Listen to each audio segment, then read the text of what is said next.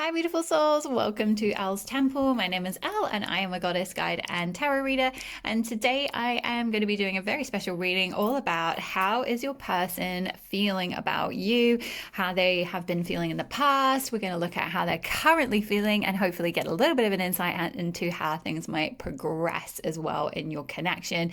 Now, you can certainly use this if you are in some kind of connection or situationship or twin flame dynamic, soulmate dynamic, mirror flame dynamic, whatever it is that you are currently in, or even if you're in a committed relationship, you can definitely use it to get some insight into your connection and any guidance as to, how that relationship might evolve, or like any healing that might be required to help it become more harmonious, or perhaps also if your person might be a little bit emotionally shy and maybe you're at a bit of a distance. Even if you are in a relationship, you can always get a little bit of insight into how they might be feeling, because I'll be channeling some messages from their higher self, so we'll definitely get a bit of an insight from their soul as to how they feel the connection is progressing. Now, certainly if you are single and you would like to be in some kind of connection, you're wanting to manifest that in, then you can absolutely use this as well to get a bit of an insight onto your person's energy for when that might be coming in, all in divine timing, of course. So there's going to be 4 piles today. So let me just introduce the piles for you. So I'm going to be pulling some tarot messages from 4 different decks, one for each pile. As well as I've also got some oracle cards that I've pre-pulled. I will be shuffling the tarot cards live for those of you that like that. So to start with, we've got the gorgeous red tiger's eye crystal. So if you are drawn to this lovely tiger's eye or dragon's eye, as it's sometimes known as, and we've got the fabulous, very shamanic-y Kim Kranz tarot deck here for pile number 1. Pile number 2, we've got the Carnelian Agate crystal here. Really gorgeous little crystal. And we've got the Goddess Tarot here by Chris Walder. I think this was my very first tarot deck, actually. Pile number 3, we've got the Amethyst crystal. Gorgeous little amethyst. And we've got the Animal Totem Tarot here. And pile number 4 is this Rhodochrosite crystal. And this is the Line Strider Tarot. So for those of you that know how to do the whole pickacard thing and you are immediately drawn to a pile, you know which one it is. The timestamps will be right below, so I'll see you in your pile. If you're new to pickacards, or you're kind of debating which pile might be for you, I encourage you to drop out of your head, drop into your intuition. So just take a moment to take a really deep breath in and a deep breath out, and just feel your energy sinking. Just let go of any thoughts. Just let let them pass on by as if they're just flowing down a river. Just feel your energy kind of dropping down further into your body, down into your chest, into your seat, into your legs, into your feet, and down into the earth. Feel a grounding cord coming out of your feet all the way down into Mother Earth and down into the core of the earth. And just rest there for a moment. Keep your eyes closed and just take a really deep breath there and connect in with your inner self. And then once you feel like you've found that connection, then just keep breathing in and feel your energy rising back up into your body, and then slowly and gently open your eyes and just notice where your eyes are instantly drawn. And that's your intuition telling you which pile is for you. Now, certainly if you feel, but actually, Elle, I am drawn to more than one pile, both the tiger's eye and the rhodochrosite, then by all means, there may well be messages about your connection from more than one pile. So I always encourage you to take what resonates and leave the rest. This is not a cut and dry thing. It's all about you also using your own intuition as well. But for many of you, it will be, I'll be channeling your higher selves and your person's higher self, and the messages will be roundabout more or less probably one pile, but see how you get on. And please leave me a message below. I love to hear your comments, so please leave me a message below if you resonate with one of the piles. I would really, really love to hear. Okay, so I will see you in your piles. Bye-bye. Okay, welcome to Pile 1. If you chose this gorgeous Tiger's Eye crystal and this lovely Kim Kranz deck all about sorry, I just completely spaced out. the Kim Kranz sorry, you guys. I'm just listening because there's been construction noise going on at the building next door, and I'm just trying to hear if it's going to disrupt the reading. I'm really, really hoping it's not because I've been trying to film this reading like literally 3 times. So I'm going to take it that your spirit team are kind of in the process of constructing for your relationship to be brought together. Like it's in construction. So take courage that is what's going on in this situation, because it's just happened so many times. It's getting a bit ridiculous, and I've tried to film at different times of day, and there just seems to always be some kind of noise going on around this house at the moment. So let's just see how we get on, and hopefully it's not too disruptive. Okay, so yes, I'm going to pull some messages from the Kim Kranz Wild Unknown deck. There we go. Finally got there. Goodness. But I'm going to start off actually with your oracle cards. I'm going to leave your little crystal up here. So we've got the Tlazid Teotl card, the Filth Eater first, over here. We've got the Holistic Health card, the Root Chakra, here. I really hope you can't hear that drilling noise. Anyway, the Dragon card, number 13. We've got Dreams, which is the third eye chakra from the chakra deck. We've got Diana, Focused Intention, and her message is think about what you desire, set your sights high, and expect the best possible outcome.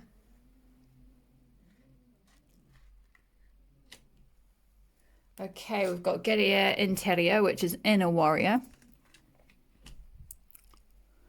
We've got Ecstasis, which is from the gorgeous Brian Fradd's Fairy Oracle deck. Isn't it just lush? I love this deck so much. It's so beautiful.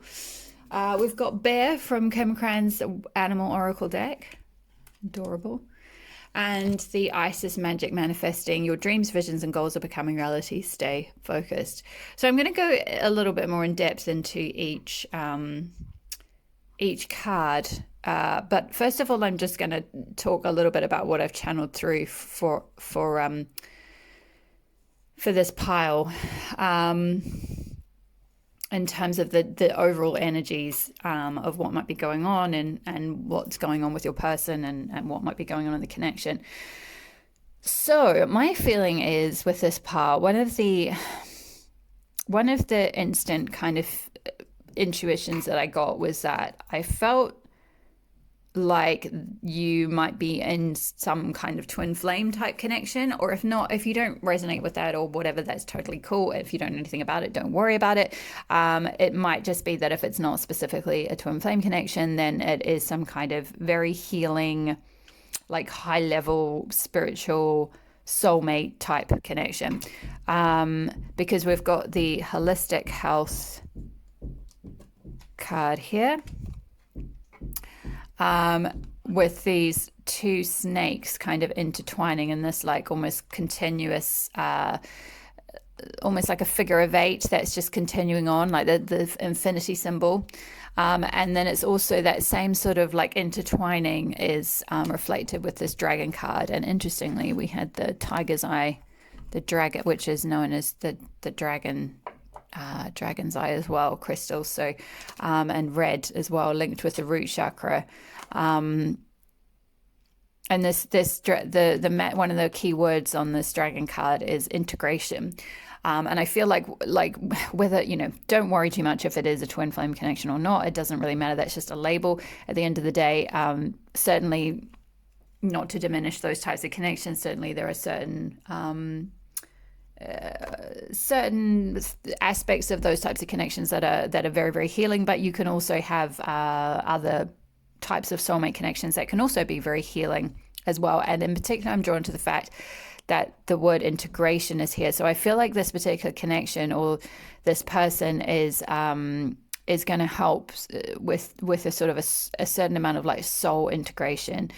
Now, as a result of this sort of very like high level soulmate twin type dynamic that you have, or healing type dynamic that you have, my feeling was what I got through, and what's sort of reflected in the cards to an extent as well, is that there's a certain amount of triggering that may have been going on, or may be going on, or may start going on if you do end up, perhaps you're in separation at the moment, but you might end up in some kind of connection with this person, or relationship, and that could lead to because we've got holistic health and the like Caduceus, which is all about like mind, body, spirit healing. Holistic is mind, body, spirit. So, and then with integration as well, it's like integrating all aspects of the mind, body, and spirit.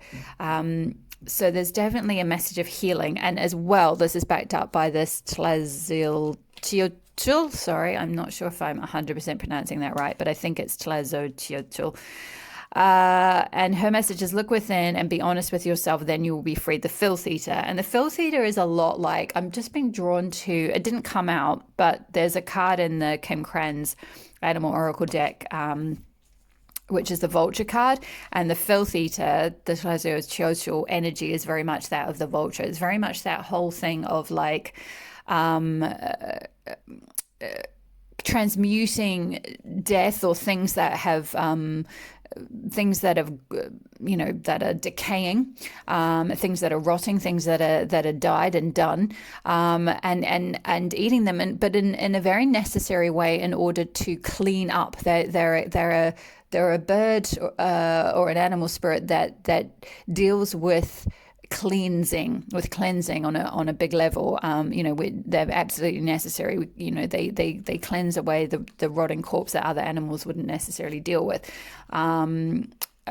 before things like bacteria or whatever else might occur, and that's kind of the energy of this goddess, which is, I know, a bit gruesome and a bit scary to look at, and seems a bit, you don't really want to get how's my person feeling about me? Well, they're feeling the filth eater, and it's not to say that like they see you like that. It's more just that like they I don't feel like in their sort of 3D self or their conscious self they feel like this about you, but in their like spiritual, their higher self knows this, because we've also got dreams, and I feel like this is connected with the third eye here. So you very much perhaps got some kind of like, you're connecting in the astral realm, you're connecting in your dream state.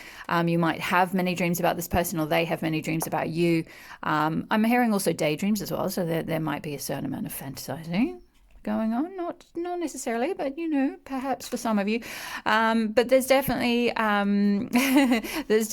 some kind of astral connection, perhaps that sort of twin connection, or a past life connection, or a soul connection, where you feel each other's souls, and on a soul level you both understand that this connection is very deeply healing for the both of you. So that's kind of where they're at in terms of, maybe they for some of them, if they are perhaps more sort of conscious or connected, they might well understand that already about your connection, or about you, that this can, and perhaps you might already be in a relationship indeed, and you've already might have even discussed this fact that hey, we're quite good for each other, we seem to be helping to heal each other, we're mutually beneficial for each other. A lot of our wounds are coming to the surface, a lot of aspects of our soul that was suppressed in other relationships is now able to be integrated, because we've got this amazing filth eating energy there, where all these old pains and old wounds and old issues from the past are being brought to the surface and cleansed out, and being sort of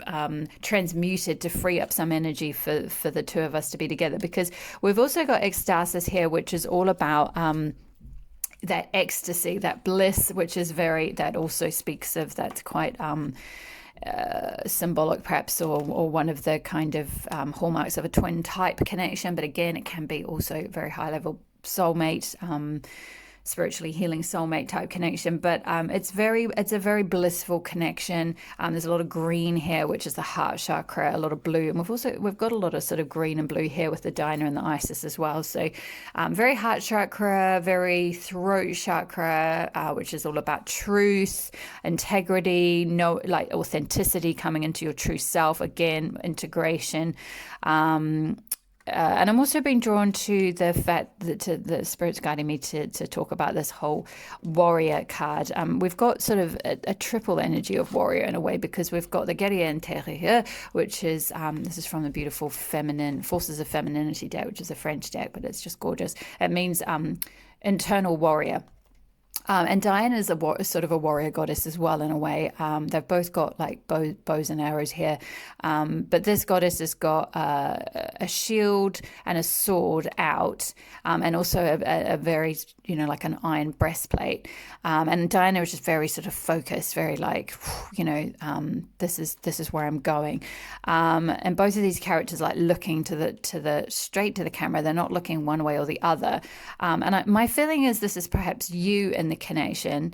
And this bear person is your person, and they're very bears are symbolic of being very protective over someone, and they're looking towards, they're looking side on, so they're looking towards Isis, really, which again is you. I feel like is your energy, but it could flip flop, or could be the other way. You could feel very protective over them, and you're the bear, and they're this person, and they're trying to manifest you. But my feeling is, if you're drawn to this reading and you're the one sort of checking up with the connection, you might be the divine feminine in the connection, or the feminine. But what I'm being guided to say is to just watch out for with this dragon card, and we've got strength, power, and this internal warrior. My feeling is that perhaps what might be going on in the connection, and what your person might be feeling on a sort of subtle level, is that there's a little bit, and again, I don't think you're doing this sort of deliberately or consciously or anything, but on a subtle level, there's a bit of shielding going on, where your heart might be shielded. And again, this is where this connection would be very cleansing of, perhaps with the filth eater, there's been some wounds, there's been some filth, so to speak, in terms of painful memories, issues from the past, childhood programming, debris, stuff that's been, I'm hearing like, like on, this is a kind of a rather gruesome image, but if you're cooking something like jam or pasta or something, and there's like this frost that as you're cooking it, there's this kind of frothy stuff on the top that accumulates, and you need to kind of do away with that in order to have this nice clean meal. And it's sort of like, and this could have happened for them as well, where over time you've, through various experiences, living your life or living, in past lives and so forth, you've accumulated a certain amount of this sort of froth that's kind of affecting or covering up the beauty of who you truly are. And to a certain extent, you've put this shield up, and you've got this sword at the ready. So there's this inner warrior aspect to you, which might be, I'm hearing like blocking this connection coming in. Now we're going to get a little bit more of an insight into the storyline of what's been going on from the tarot, but this is just a bit of guidance that Spirit wanted to give you in terms of on a soul level, what's perhaps going on in your connection, and any sort of healing messages that you might need to be aware of, because my feeling is that you very much want to bring this connection in, because with Diana, you've got, think about what you desire, set your sights high, expect the best possible outcome. And Isis has got magic manifesting. Your dreams, visions, and goals are becoming reality. Stay focused. Again, focused intention, stay focused. There's this, I feel like, your spirit team are kind of saying like, what you're feeling here and what you're dreaming about is not random. It's not coincidental. Your person certainly does have feelings, or they are pulled to this connection. They are, they're feeling this intertwining that's happening. There's this sort of beautiful, if you look at these two dragons, they're facing each other, their tails are sort of intertwined, and they're certainly feeling that on the soul level, if not already on the physical level. their human self, their ego self level. But my feeling is, with Isis coming out here, magic manifesting, Isis is very much, she's the magician, she's the goddess of magic and alchemy. Again, she's a transmuter, a bit like Tlazolteotl. She's a goddess of healing, so she can oversee this connection and help this healing to take place. Help you release these shields if there are some shields in front of your heart. So that you can manifest your heart's desire. She's very much about, helping guide, whether it is twin souls or soulmates into connection. She was also, I believe, the goddess of marriage as well. And she is saying your dreams, visions, or goals are becoming reality. So if you are wanting to manifest this person in, and you are you're having dreams about them, and whether that's dreams at night, you're feeling their energy at night somehow, or you don't necessarily remember the dream, but you wake up and you're like, oh, I feel like that my person was in my dream, or my twin or my soulmate was in my dream. Or again, this maybe you've not even met this person yet, and your spirit is preparing you for them by you meeting on the soul plane before you actually meet them in person, so that when you do meet them in person, your energy is already energetically intertwined. So you just recognize them, that again, that's a bit of a hallmark of a twin connection. When you meet your twin soul, you don't so much, meet them and have to figure out who they are. You know them on some level because you've lived past lives with them. Again, that can also sometimes be symbolic of a soulmate too, but they have slight differences. I'm not going to go into all of that, and I'm certainly not going to start asking, is this a twin connection? Because that is absolutely only for you to know, and you'll know deeply in your heart if it is or not. And also, again, it is just a label at the end of the day. So what you're really being encouraged to do is just focus on manifesting, on continuing to manifest. If you're journaling, or scripting even, or any of those kind of things, just keep going with that. Keep focusing on what you do really want. Don't focus on the past. Don't focus on certainly heal the past and release any trapped emotions or anything that does need healing. With Tlazolteotl here, I do feel like there is, look within and be honest with yourself, then you'll be freed. So there might well be something that's sort of shielding you, guarding you, holding you back, keeping you stuck a little bit, perhaps with regard to love or this connection or your heart chakra or something, because she does have a breastplate over her heart chakra. So I feel like for some of you, if you are you might be, this is not gender specific, it's energy. Divine feminine, divine masculine energy can be in either men or a woman, but I feel like for many of you, you might be identified as female or woman, but you perhaps operate more from a masculine energy, perhaps, or a bit of a warrior energy, perhaps because you have been hurt in the past. So it's sort of saying free yourself from that. Tlazolteotl, you can call on her. It's Scorpio season at the moment. We've got the snakes here, serpentine, that's very Scorpio energy. Scorpio is all about, shedding. It's releasing the darkness, going into the underworld, releasing any old emotions that aren't serving us anymore. So it's a very good time to do any of that work if that is something you are wanting to manifest. But Isis is kind of saying don't sort of dwell there. And same with Diana, she's saying, what you think about, think about what you desire and expect the best possible outcome. And she's got the crescent moon above her head, and I believe we've just had the new moon a few days ago in the sign of Scorpio. So set your intention, set your sights high. At the new moon, do a new moon ritual. Set your sights for coming into union, I'm hearing, or coming into relationship, or coming into more of a commitment if you're already in some kind of connection with this person, and you want to heal anything that's holding you back from really opening up to them, or opening up to a deeper level of intimacy and commitment. For those of you who've already started something, if you haven't even met them yet, but you're feeling them on the astral plane, on the dreamscape, then open up the intention to call them in and expect the best possible outcome. Really focus on that and trust that it will come in, because with Isis here, she is really saying, like, these goals, these things you want, these wishes are going to become reality. You're not dreaming them. You're not feeling this or not dreaming about this from you know, I'm just hearing your ass sort of thing, you know. Apologies for the crudeness, but you know, it's not.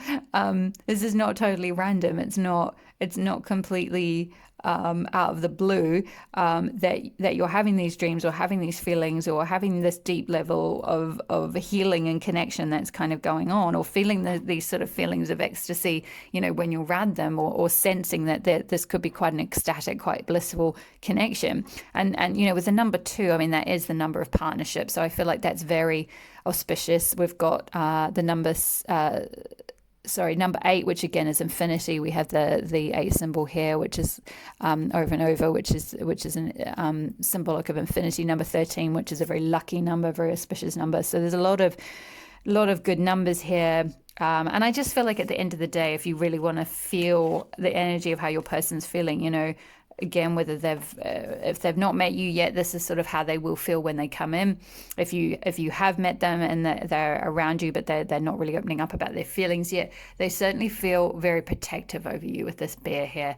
You know, they're really looking out for you.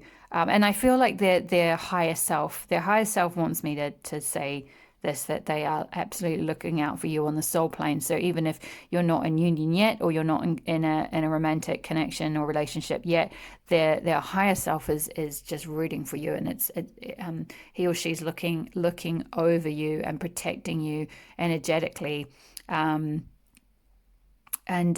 looking after your soul. And if you have met them on the physical, they're going to be a very protective lover, I'm hearing, or very protective partner. There's just going to be this beautiful, almost like mama bear, papa bear kind of energy. So that's really, really gorgeous. What an absolutely beautiful connection. It's just very magical. It's very magical. I feel like it might well be you might have a sort of telepathic connection with this person, or if not specifically telepathic, it's very... you're very sort of connected in this astral realm, in this intuitively connected to each other.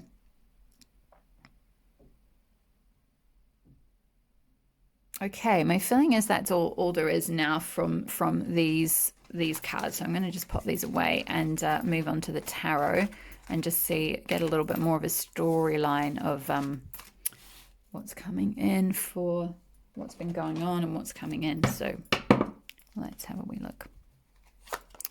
So Spirit, can you give us, whoopsie, sorry, just quickly give that another shuffle since that's gone.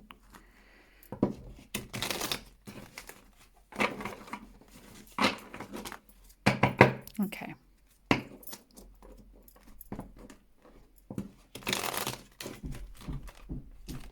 Sorry, you guys, excuse the banging. I hope that's not too disruptive for you. Okay, let's have a look. Just take it as a spirit sign that they're working on, just like Isis said, your visions and goals are becoming reality, so they're being constructed. The relationship's is under construction. Whoa, and we've got the star. My goodness. First of all, this means it's destined, and their feelings are that your connection is very destined. And also, again, the star is symbolic for healing. So that's a double confirmation that it's going to be a very, very healing connection for both of you. You know, there's a lot of darkness behind the star, but the star has got all the chakra colors here. And this person, you know, they see you as a star as well. They see you shining bright like this as well. That's very much how they feel about you, that you are absolutely like a shining star. So that's sort of the, actually I'm going to put that at the top because I feel like that's the kind of overarching energy of your connection, really, that symbolizes your connection to a T. So let's get a little bit of an insight into how this person's been feeling about you in the past. How has this person been feeling about pile 1? Wow. Yeah, 8 of Pentacles. Yeah, they feel your magnetism. They feel you're sort of like the symbolic of the spider in the middle of her web, just magnetizing things into her. So they feel very pulled into you in the way that, like, you know, as sort of a spider will create a web, and then you know, a fly or whatever, some insect will come in and just be kind of like, whoop, they're sort of stuck. It's like I'm hearing they're stuck on you. They're kind of stuck on your web. It's like no matter how far they try to get away, even if you're in separation, even if, you know, they're with someone else or something. I'm not saying that they are. I'm just saying, you know, if they are, or whatever it might be, they feel stuck on you. They keep coming back to you. They want to also, Pentacles, Eight of Pentacles can speak of wanting to make something work, so wanting to build on something. So that's kind of how they've been feeling in the past. Get a little bit more of it. Oh, and the sun's coming out. How gorgeous. Get a little bit more of an insight into how has Pile One's person been feeling about them in the past. Daughter of Wands. Gorgeous. Yeah, they see you again with the snake energy and the infinity symbol, the number 8, the symbol of infinity. Again, a bit of a symbol of a twin type connection, or an infinite connection, a connection we've had many past lives. Wands is all about passion, so they're very sexually attracted to you, or they see you as very sensual, beautiful, with these little blossoms, blossoming hair. Also, daughter is it's you know, it's equivalent of the page, or you know, it's got that sort of innocent energy, or princess of Wands, or page, or so forth. So it's very and this can be either. This is not gender specific, so it's not man or woman. It's the energy of Daughter of Wands, so it's feminine sexual energy, not super. It's not the Queen of Wands, so it's not like very, I'm hearing like very controlling, which is quite unusual, because Queen of Wands isn't so much controlling as just uber in her power and passionate, but there's like, I suppose that's a little bit similar to that spider thing, and they see you as very magnetic, and just alluring and attractive, really. Let's see if there's any other messages from how they felt about you in the past. Oh, wow. Hierophant. Yeah. So this can speak of, this is sort of authority. Well, this can sometimes symbolize marriage. So they thought that, you know, when they met you, there was a lightning strike, and it was like, yeah, this is the person I'm going to marry, or this is the person, if you don't necessarily want to get married or believe in sort of those types of conventions, then this is the person I want to, you know, they've got the key to my heart. They're the person I want to be with forever. They want that sort of higher commitment, that official commitment, that kind of legal commitment, if you like. But you know, Hierophant can also speak of being an authority. So again, this could be similar to the star, where they see you as a star. They see you as a sort of authority in your realm, in your field. You know, maybe you are you teach something, or you're in some kind of you're in some kind of role where you're an authority for others. But I'm just going to put that up there, leave these over here. So that's kind of how they've been feeling in the past. Now let's have a look at how they are feeling right now. What's going on for Pile One's person? How are they feeling about Pile One right now? Whoa. Yeah. So we've got the Eight of Swords. So they are seeing you.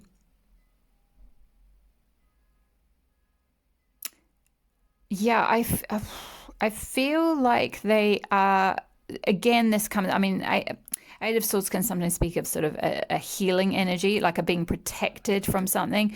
So again, this could be symbolic, like linked with that bear energy of like, they want to protect you. They want to be this sword that pulls you up, the little chrysalis that is you, the beautiful chrysalis. And again, there's this orange color, so the sacral chakra color, which is all about sexuality, sensuality, attraction, that sort of thing. So they want to kind of pull you up out of, all these other swords that are maybe around you for some reason. So there's definitely a sense of sort of a protectiveness over you, also a sense of healing. They're very aware of the healing nature of your connection. Again, if they've not met you yet in the physical, or met you only very briefly, this might not be conscious to them on a 3D level. This might just be on a sort of on a soul level, on a subconsciously, or in their soul. They, in their conscious mind, they might just sort of think, oh, that person's very attractive. I'm very drawn to them. Like, they could be. I wonder if they might be a potential partner one day or something. But like in their soul, they're like, yeah, like, I need to protect this person. This person and I, we're going to heal each other. There's a deeply healing element to our connection. So that's what's going. Can we get a little bit more insight into this, please, Spirit? How's the Power One's person feeling about them right now? Wow, my goodness. Oh yeah. Oh, you couldn't ask for any better, you guys. This is amazing. So 2 9. So we've got, first of all, we've got the sun, which is they just fit. They see, and the sun, look at that. The sun has just come out here in a really big way. It's literally just shining down on the table. I hope you can see that. That is just gorgeous. What beautiful timing. And right under the Daughter of Wands. And Wands is all about passion and fire and the sacral chakra and sexuality, sensuality. And the sun is the masculine principle. Again, so this could be saying, your person could be, the feminine in the connection. You could be the masculine, and you operate more from a masculine energy. But my feeling is this is they see the connection in a very optimistic way. Both on the soul level and in their conscious mind. They feel very happy around you. You light them up. They see you as sort of sunshine and rainbows, I'm hearing. So that's absolutely gorgeous. And then we've got 2 9s here, 9 of Cups and 9 of Pentacles. So they see it as sort of, it's like almost complete. So nine of Cups is like, they see you as someone who's that's you've just got all your cups lined up in a row, and you're emotionally fulfilled. You've got everything. You've got your friends. You've got your job and your work that satisfies you. You've got a good community around you. Again, this could be coming back to that Hierophant thing of they see you as this, sort of authority in your field. So you've got status. You've got, you're happy on your own. You're lit up. You're doing your thing. You've done your healing. You're in a really good place in your life. Like 9 of Cups often talks about that sort of. It's not so much like, single lady energy, like, I don't need anyone else. It's more just like, hey, I've got a lot. I'm really quite emotionally fulfilled here. I'm really quite happy. I've got my 9 cups all lined up here.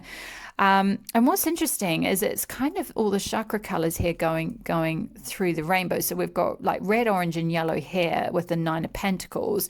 A 9 of Pentacles is kind of a similar energy to the 9 of Cups, in fact. And it is often that energy of the kind of the single lady or the single man, if you like, having everything, but on a sort of more material level, on a more the physical manifestation level, in terms of job, security, wealth, status, all that kind of stuff. So they see you as someone who's got it all. Basically, you've got you're emotionally fulfilled, you're happy.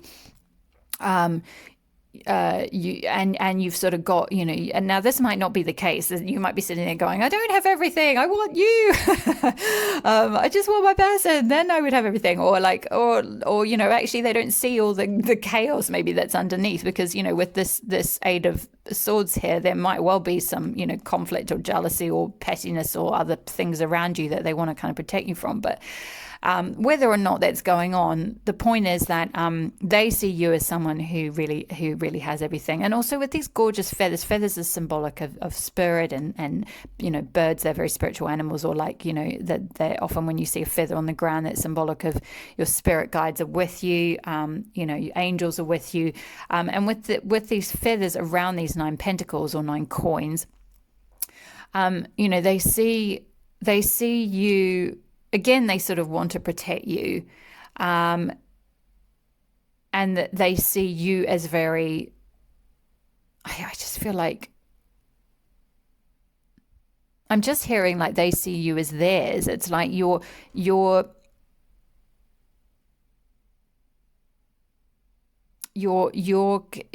connection,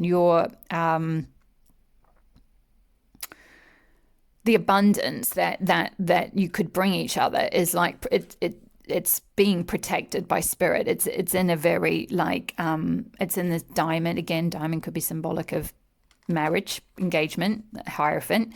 Possibly not necessarily for everyone, but for some of you. But it is there is really gorgeous energy that they're feeling for you at the moment. So they really think very highly of you. They see you in this very bright, optimistic way. They potentially see the connection if they've met you and you maybe have been dating or something like that. They see this as, this could really be it. This is the sun. The sun can also speak of, in the traditional Rider-Waite, it shows a child on the back of, I think it's like a little horse or something, a pony or something. And so the sun can sometimes also symbolize that sort of childlike innocence, and sometimes also children, literally. So it could be, again, that they see you as in this very and again with the daughter of wands, they see you in this quite innocent light. You're not this sort of manipulative queen, or maybe they've had a a past relationship with someone who perhaps was that, but they don't see you as that. They just see you as beautiful and attractive and seductive and alluring, certainly, but not in a manipulative or dark feminine way. Just in you're shining your light, you're doing your thing, you're this fantastic single woman or man or whatever, you're emotionally fulfilled, and you're doing something that brings you happiness perhaps, and they see you as very in this like childlike innocent way, or maybe again this could also be that they want to have children with you. They see you as very fertile, and with the children being on the traditional sun card, that could be another potential interpretation there. For some of you, that'll just be for some of you, and certainly, if that's not what you want, then by all means don't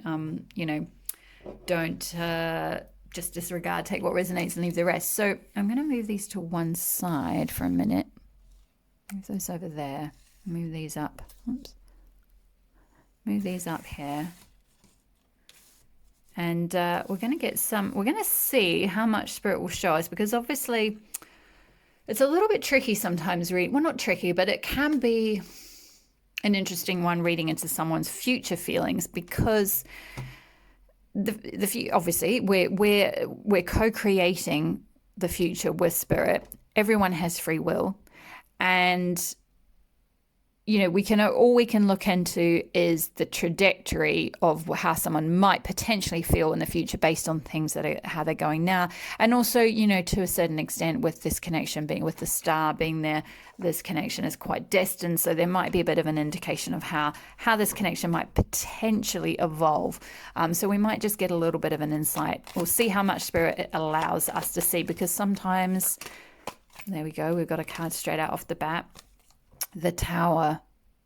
Okay, so I'm being urged to say, like, don't worry about, like, this is not necessarily to do with your connection breaking down or anything like that, like being a Tower moment with between the two of you, but more so being a Tower moment for them, and that things that they have previously believed in, or maybe even a connection that they're in with someone else, or old patterns, old self-beliefs. And I mean, this might happen for you too, in the sense that we did have that Slazotiotal card with the Filth Eater. Looking with them, being honest, then you will be freed. Excuse me, I just need to cough. Sorry. So there could well be some truths that need to come out, some things that some ways of operating. The two of you, maybe you're in separation at the moment, and you're going about your lives doing other things, and then there's going to be some kind of Tower moment potentially. And this can be as dramatic as something on the outside, like a certain foundation that you've been trying to build something on, like whether it's a job or a home or another relationship or something like that, being pulled away. Or it can be internal beliefs that just suddenly fall away. So where maybe this person's previously or there's been some kind of block in your connection, and there's been some kind of wrong beliefs or limiting beliefs. Because remember, we did have with the Goddess Diana card, Think about what you desire, set your sights high, and expect the best possible outcome. And my feeling is with this tower and what I'm being guided, it was like, do not worry. This is not about between the two of you sort of having some kind of great breakup or anything. But this is like, limiting beliefs that are holding you back, where either you or your person hasn't been expecting the best possible outcome. That those are going to need to fall away. Those are going to need to sort of burn away and be transmuted. So that might, and that's quite a specific message. So that might only be for some of you. So, don't sort of worry is what the guidance is. It's not any, I don't feel like it's anything dramatic. But sometimes also I will just say, I'm being guided to say as well, if say this is for some of you who are already in a relationship with your person, or you're dating, or you're something like that, sometimes conflict, if it is that, if you do end up having a big, say, a falling out, for example, or something, or one of you says, oh, but actually I want to go and do this, and the other person wants to go and do something else. Sometimes that can be very clarifying and very healing. It's almost like where things that need to be, like if you have been trying to build the foundation of your connection with them on an unsturdy beliefs, or sort of incorrect assumptions about each other, that's going to need to come down so that you can build a stronger relationship together, so that you can get really clear on what it is that you both really want, and it will clarify the connection and actually be quite healing. Now that's only for some of you. Perhaps if you're already in a relationship and you sort of think, oh my gosh, like we've had this big fight, or we've had this big argument, or even a temporary separation or something, is that it? But like, actually, it's kind of, I feel like it's kind of necessary. Can we get a little bit more guidance, Spirit, please, on this tower? Here we go. The Chariot and the Seven of Cups. Yeah, so movement, definitely some kind of movement, some kind of and horses are very spiritual animals, so I feel like it's some sort of almost like an awakening. My feeling is that this is less to do with something that's going to happen on a external level, like on a 3D level, and it's more going to happen on a spiritual level, on a soul level, where sort of beliefs, like I said, erroneous beliefs, like sort of limiting beliefs, like things where, things that are preventing you from really coming into full union and being, fully emotionally available and intimate with each other. They're just going to be burned down, these old ways of being, these old, and certainly if it is some kind of twin or high level soul healing, well, we know it's a healing relationship, a high level soulmate type relationship, or mirror soul type relationship, that those kind of things do often create a lot of change in our lives. Chariot can speak of change, it can speak of movement, and can speak of moving. So maybe, the tower is one of you says, hey, this has been great, but actually I want to, I'm going to move across the other side of the world. I've got this thing to go and do. And you're like, but, I thought this was going somewhere, or vice versa. And then the Chariot speaks of a move. And there's some kind of literal moving house, moving countries, moving,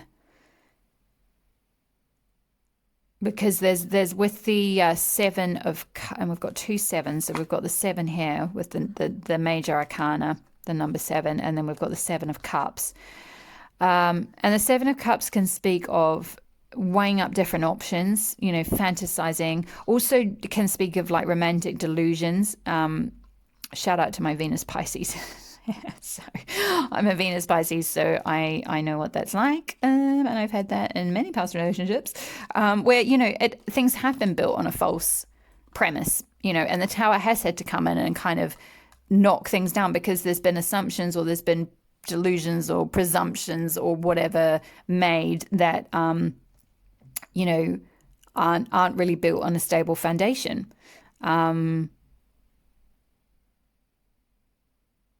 So there might be some options, there might be some things to talk about, and this could be more to do with those of you who because this is the future. So that by this point, it could be that you've come into some kind of relationship or a bit more of a connection, and you're trying to figure out how to make things work.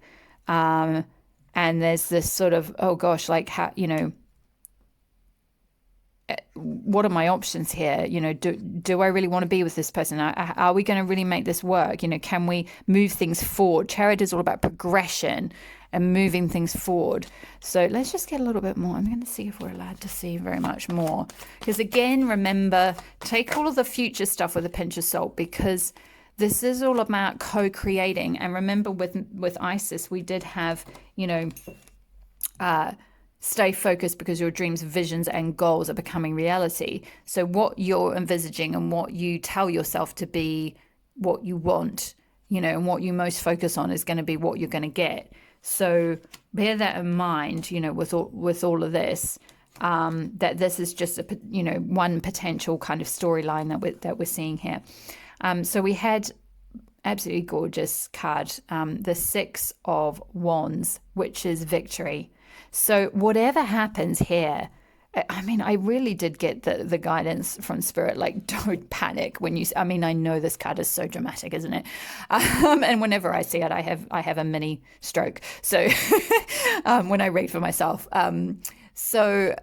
just don't panic, because you're going to be victorious. Six of Wands, you're going to come out of any kind of conflict, any kind of tower moment, any kind of foundation being pulled away, or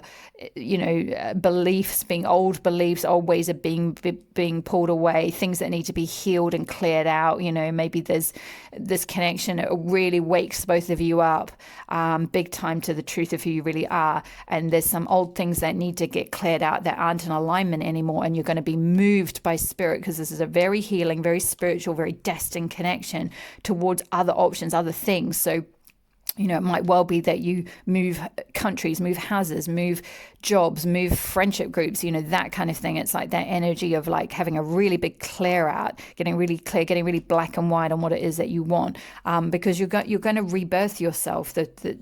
Like, look at this. We've got the Eight of Swords here with this chrysalis, which is like how they are seeing you at the moment, or how they're seeing this connection at the moment, or how both of your souls are viewing your connection at the moment as a chrysalis. It's this beautiful potential. It's got this, but it's still being, again, it's under construction. You're still healing. The chrysalis is about the butterflies, like healing, it's shedding the layers of being a caterpillar, and it's growing its wings, but it's not quite ready to spread them yet.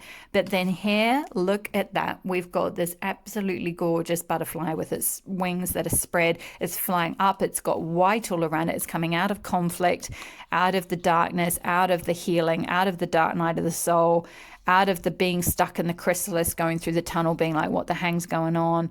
What's going on with me? What's going on with this connection? Like a real awakening, I feel like, with the two of you, or with this connection. And you're going to be victorious. So that's absolutely incredible. So I'm going to leave it there, my loves. I feel like that's all the messages that Spirit has for you today. I hope that was helpful and it resonated for some of you. I hope that wasn't too shocking. I know the Kim Kranz deck can be quite confronting, but certainly if you were drawn to this, then that's possibly the messages that Spirit needed you to hear right now. So please leave me a message below if this resonated. And I do offer private readings. I will leave the link to my website below. You can email me or DM me if you're interested. Otherwise, have a wonderful, wonderful week. And I will see you in the next reading. All my love. Bye-bye. Hi there, Part 2. If you chose the Carnelian crystal and the Goddess Tarot, this is going to be your reading. So I'm just going to move the tarot to one side for now, because we're going to start off with your oracle card messages. So we have got Goddess Mut here. It's time to mother yourself. Healing awaits. Mother of Mothers from the Goddess Oracle deck. We got the Frog card from the Kim Kranz Animal Oracle deck, which is also all about healing. We got the Vitality, Fertility, Sexuality, Growth, Sacred Union card.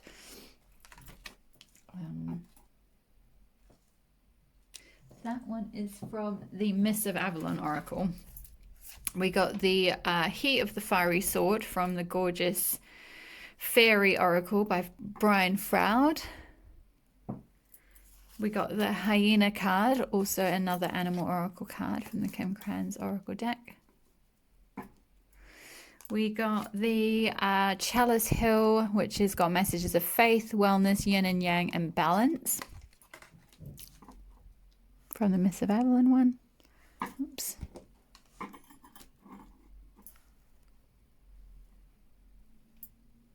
We got the Chirunos Life Force. Express your driving passion, sensual and sexual powers are increased. The Green Woman from the Fairy Oracle. Sorry, that's from Keepers of the Light deck. From the Chakra Oracle deck, we got Self Mastery card, which is the solar plexus chakra.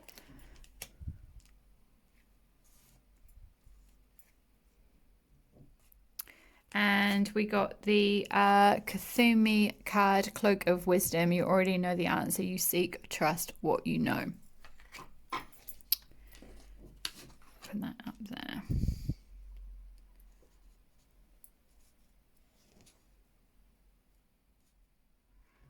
There we go. Whoops. Okay. Alrighty. Let's just, if I move the camera back a little bit, you might be able to see everything a wee bit better. There we go. Okay, so, whoopsie. Okay. So the main message that I got through, so I'm just going to bring through some channeled guidance that I got when I pulled these cards for pile 2 first, and then I'll go into kind of each card and then your tarot. So for pile 2, I got this energy like, so if you take this card and this card and this card and this card, there's this very, let's see, there's a lot of horns on these 3 cards. And then this is a very phallic card, He of the Fiery Sword. It's a very like masculine energy. And the Green Woman, those were the 2 kind of fairy cards. And then Chiruna's Life Force, literally express your driving passion, sensual and sexual powers are increased. And we've got sexuality, fertility, vitality, sacred union. And this couple like embracing here. So the energy that I got for pile 2 was just this intense sexual attraction. My God, like, because I often feel I'm clairsentient as well as clairaudient, so I tend to feel energies in my body when I'm giving readings and so forth, or getting intuitive guidance through. And I just got this very strong sexual magnetism energy through for pile 2. So your person is extremely, in terms of how they're feeling about you, they're extremely attracted to you. Now, they might not be fully, well, I mean, they're going to be conscious of it, but they might not be fully conscious of like exactly why, because you've got a sort of a soul connection with them, and they may not be completely awake to that yet or fully conscious to that. And they certainly may not have expressed that yet. I mean, for some of you, you might be in some kind of situationship, or you might have dated or had some kind of sexual connection with them or something already. So you might well be fully aware of that. But my feeling is I'm hearing it suppressed. So it's sort of like they're in denial about it, or you're in denial about it, or it's like it's there and it's under the surface, but it's like it's sort of being suppressed somehow. And that's why Chirunos, is here with express your driving passion. So like there's a need for like both of you, I feel like, or potentially your person, to come forward and actually express that attraction, because it's a very, wow, it's just, I literally can't get over how attracted the 2 of you are to each other. It's so intense. Like it's such a, yeah, it's just such a sexually magnetic connection. Um, and quite a playful connection. Once you sort of get over your fears and maybe do some healing, because we've got much here. It's time to mother yourself. Healing awaits, and frog is all about cleansing and healing and releasing. But my feeling is that actually, I mean, yeah, maybe there's a certain amount of healing that you could sort of do on your own and maybe balancing here because we've got Chalice Hill, yin and yang, and balance. So maybe there's a need to balance your masculine and feminine energies before you can actually come into sacred union. But I also feel like the connection itself and the actual, okay, I'm hearing, okay, sorry, this is I felt a little bit shy and awkward to explain this, but this is what's coming through from your guides. Like the sexual pleasure or the pleasure that you will gain from within the connection will be deeply healing for both of you, or the sort of the bliss and the by coming into union, like physical union or passionate union or whatever, coming into some kind of relationship physically and emotionally, and expressing your passion to each other, expressing your desire for each other or your affection for each other, is going to be very healing and cleansing. And like whatever's gone on in the past, whether it's between the two of you or in past connections or in whatever it might be. Okay, this could be quite triggering for some of you, but that may be that some of you might have had some kind of sexual abuse or abusive partners or something in that regard in the past. And so, but this connection will be so sacred. This like the way you'll come into union will be so sacred that it will be so deeply healing for your like sacral chakra, because we had the Carnelian crystal for you guys, which is a sacral chakra crystal and can be quite healing for those kinds of things. And it does say sensual and sexual powers are increased. So somehow the connection between the two of you does heighten that power. And that is a very strong power, that sacral power. It's not just to do with yeah, sure, coupling or whatever you want to call it is one aspect of it, but it's fertility as well, in the sense that like activating that Kundalini energy, that life force energy, that is Chanunos life force, chi, that spiral Kundalini energy that gets activated starting in the root chakra, but especially starting to swirl in the sacral chakra and then going up through the body. That is life force energy that can be used for, to express yourself, express your purpose, fertilize creative projects, whatever it might be. And it kind of really activates in the sacral chakra. And so this union is going to activate that for both of you in a really big way. Like once you can get over your inhibitions. So maybe initially there might be some sacral chakra blocks for the two of you to kind of work through, or for one of you, maybe if you have been hurt in that regard in the past, or you're a bit inhibited in that regard. But like once you're able to kind of just, because you can see these two people, they're just fully in it. They're like in the forest and they're just kind of going for it. They're sort of open with each other. Then they're naked and open. And so I feel like, and I'm hearing like also with the green woman and the hyena that these cards talk of sort of sorry, I'm just getting some really I don't actually know what the rules are on YouTube in terms of how much stuff I can talk about, but I mean, can I just say it might be quite like almost, am I allowed to say this, like animalistic? Anyway, I'm not going to go down. Look, I'm not going to go down the specifics of the connection, but the point is it's going to be really, really fun. The hyena talks of like that sort of cheeky, like hyenas are just you just think about like I'm just thinking about like the hyenas in the Lion King, like they're just always laughing, or just they're just cheeky and playing jokes and pranks on each other and laughing and laughing and laughing and giggling and like cackling. And my feeling is, and the green woman is like, you can see she's got her tongue stuck out, and like it's like she's playing a little prank on this little dragon who's got his tongue stuck out as well, and she's got horns too, so it's like horn and horns, So there's this sort of, and very green and nature as well. So, and again, I mean, green can be the heart chakra too. So even though we're speaking mostly of the sacral chakra, I feel like this will be very healing for your heart chakra too. And we've got wellness here as well. So that is very, and the cup, which is heart chakra, it's like chalice energy, emotional cups, like cups in tarot.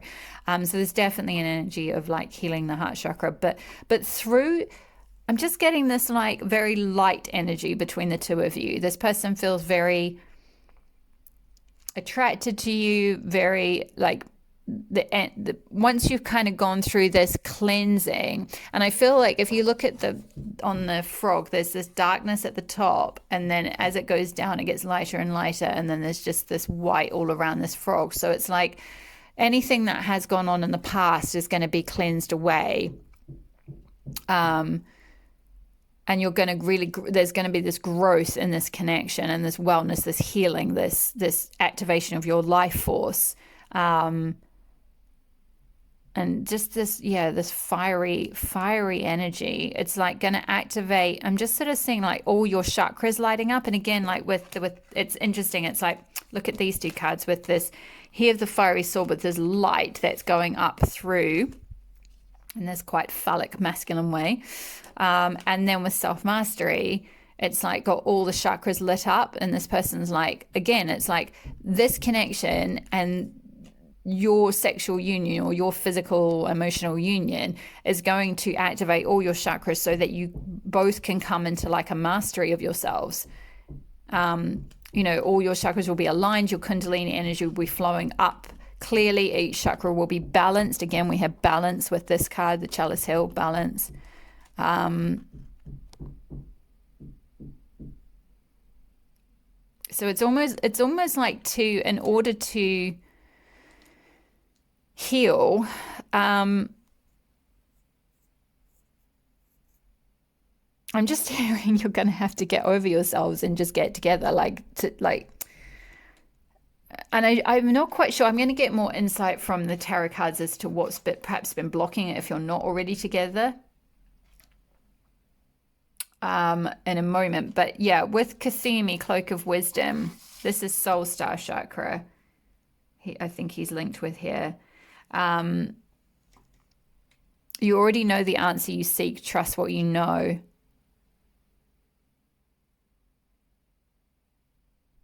I've been guided to say that some of your person might look a little bit like this person. Might have green eyes, dark hair or beard or something along those lines. But that won't be for all of you.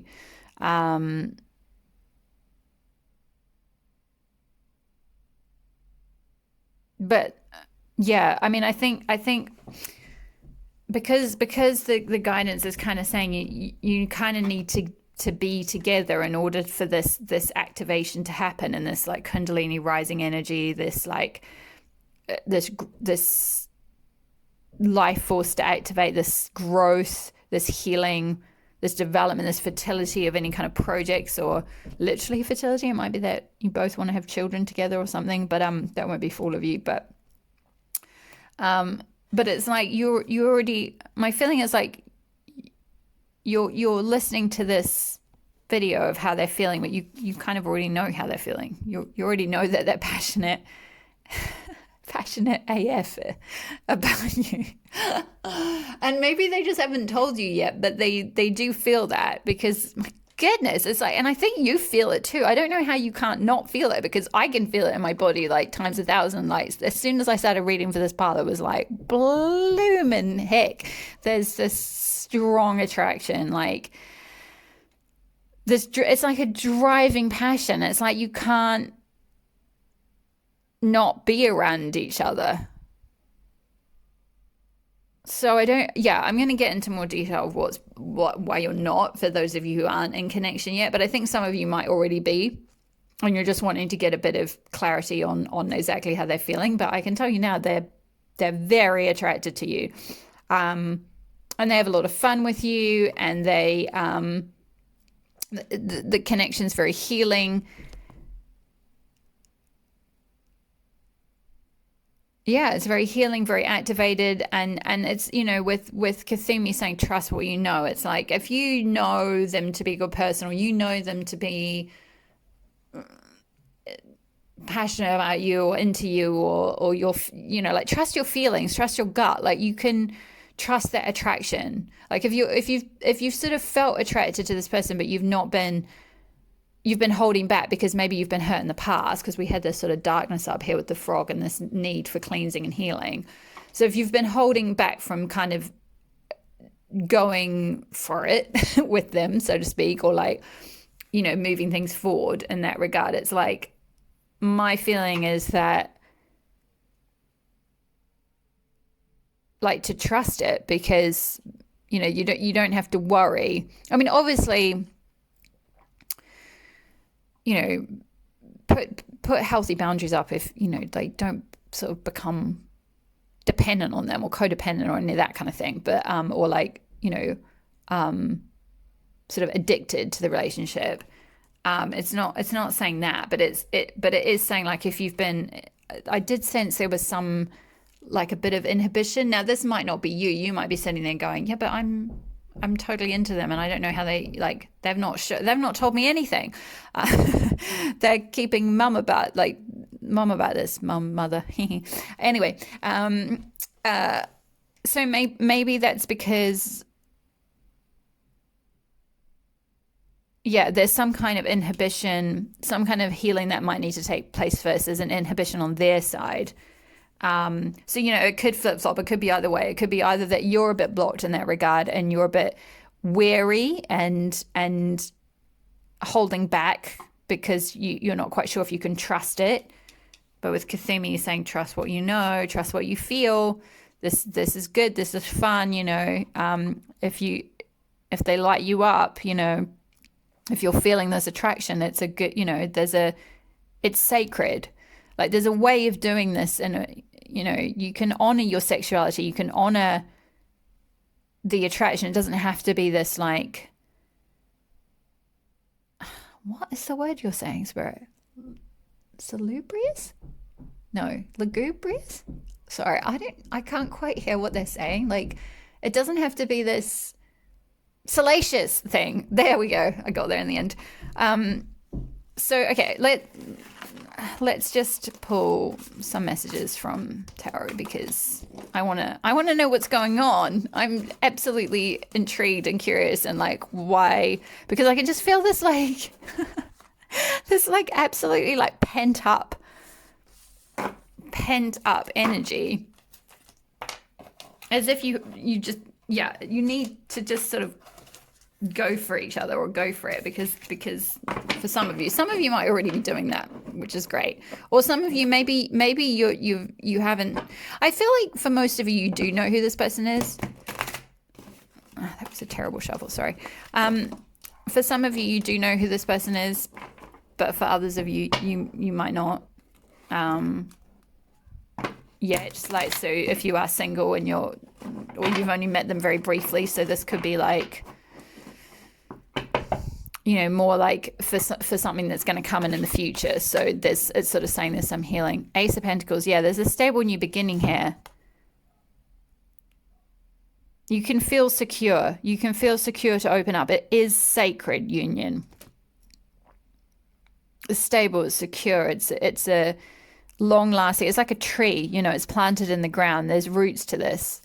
It's not just I'm hearing it's not just like a fly by, what is that? A fly by nighter. It's not just a fly by nighter, I guess, like, it's not just, if you're worried about, like, oh, is this connection more just a sexual thing? Like, is it just a one night stand? Is it just, do they just want, like, friends with benefits, or, one of those type of casual connections, something along those lines. the answer is no, because with Ace of Pentacles, it's like they see a stable, like potentially having, and also actually, we had the number, yeah, here the fiery sword, but it's got the number 4 on it, and 4 is the number of like foundations and like laying a strong foundation. And so it's like, yeah, he's got a fiery sword. But you know, he wants, but like he or she, by the way, that's not gender specific. It can be like it's like masculine energy, but in either a man or a woman. But like it can be like it's kind of saying like there's both. There's this strong passionate connection, but there's also this like sacred foundation that's desired as well. So let's just get a little bit more of an insight. So how's this person been feeling in the past? Whoa. 5 of Cups. Yeah, they have felt in the past like a bit cold. Like some love, maybe something's gone down between the two of you. Like it's like there's been an investment and it's been lost. Maybe you were in a connection in the past and the love sort of spilt out. But like there's these two cups over here, and 2 of Cups is like the 2 of Cups, like the soulmate card. So it's like if the person turned around, they would see that actually there is a lot of emotion left. There is a lot of care here and a lot of depth of emotion, but they're just focused on what's gone on in the past. So either this could be what's gone on in the past with you, if you've had something with them before, in terms of like, oh, well, I don't really think that worked out, like, you know, it all spilled over, or what's gone on in the past with like an ex or with another connection where like, oh, that was really painful. Like they're just kind of over focused on things that have gone wrong before. Maybe we had all those messages of healing. So it could be that there's some emotional healing that needs to happen. Not kind of realizing that by being with you, like, it's almost like I'm hearing like you two are kind of like a mirror soul for each other. And by being together, it's like through your union and through your merging, that will be the thing that like heals you. But it's like until you do that, you're not really going to see with that much clarity. It's like you can only go so far on your own, healing stuff on your own, because you can't always see on your own what needs to be healed. It's kind of like only when you're with someone else and they're mirroring things about you that you're like, oh yeah, wow, okay, I have that wound or that thing or that issue or that hang up or whatever it might be. That's what needs healing. And so, and I feel like this person, like they've got their arms kind of huddled around them. So it's like they've been a bit closed, maybe a bit emotionally closed off. So maybe you were right to be a little bit worried about inhibited about the connection, because they might have been a bit like emotionally closed off. So let's kind of get a little bit more of an insight into how are they feeling in the past about you? How are they feeling in the past? 7 of Wands. Yeah, but definitely a bit shielded. 7 of Staves is 7 of Wands. So yeah, like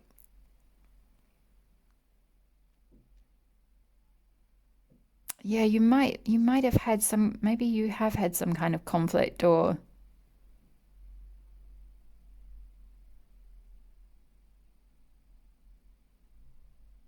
yeah, I'm getting again that energy of like either this is you and your person has felt that you're shielding yourself against like their passion and their infections and their incoming, like, you know, or vice versa. Like you've been trying to come at them with affection and sort of sexual attraction or energy or whatever, or passion, and they've had to shield themselves for some reason, because they were focused on like cups that have spilt, emotion that's spilt. How has this person felt about pile 2 in the past? 7 of Cups.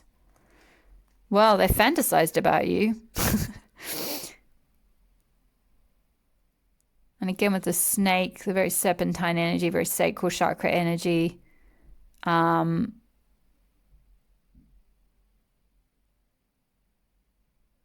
yeah, I just feel like they've just been thinking about you a lot, fantasizing about you a lot. Let's see how they're feeling about you currently. How is Pile 2's person feeling about them currently? How is Pile 2's person feeling about them currently? Eight of Pentacles, yeah. They want it to work. They want to put in the work. I mean, Eight of Pentacles means like, you know, building something, like crafting something, practicing something, you know, making something, creating something, you know, working on it, putting in the effort, putting in the teamwork, putting in the hard yards to make something work. So they want it to work for sure. Let's see, how are they feeling? How is my person? How is Pile 2's person feeling about Pile 2 currently? Four of Swords. Healing, yeah. Definitely healing. They feel the connection is healing. They feel that you heal them. They want to... I mean, Four of Swords can sometimes talk about a sort of a suspension of like activities, if you like. So it's kind of like they want to come forward with like thoughts and ideas, and because Sword speaks of like, you know, decisions and thoughts and ideas and the whole the realm of the mind. Like they have lots of thoughts about you, but it's like it's suspended. It's like you're kind of being protected at the moment from that. And that's also linked with that seven of staves with the shielded. It's like there's a shielding. You're being shielded, or they're being shielded from you if you're wanting to like contact them or communicate or something. There's this like need to rest and recuperate. Why is the Four of Swords here? Why is the Four of Swords here, please, Spirit, for Pile 2? Five of Staves, yeah, inner conflict. This is like 5 aspects of the same woman fighting under a hot sun. So there's like this pressure to like, I don't know, maybe come to some decision, or like, I mean, again, Wands is passion. So it's like there's some sort of, maybe this person is like, okay, I'm getting a bit of a vibe that for some of you, this obviously won't be for all of you, but for some of you, this person could be unavailable. Or you could be unavailable because either you or them is in another connection with someone else. And so there's this inner conflict here. There's this huge attraction to them, but it's almost like a forbidden attraction, because there's something else in the way or something. Let me just see if that's, I'm going to see if I can get any more insight.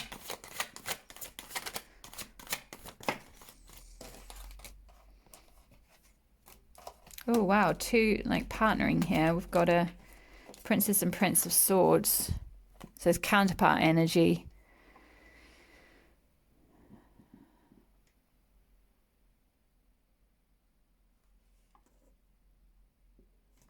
So there's this, I just feel like they both want to make a decision. One of them's got his sword, so the masculine in the connection, which could be man or woman, but whoever's the masculine, has got the sword kind of in front of them.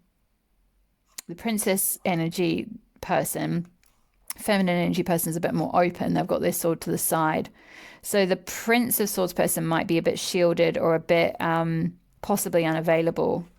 And that's why there's been this sort of conflict, this internal conflict, this like they're being kept away or held away from coming forward.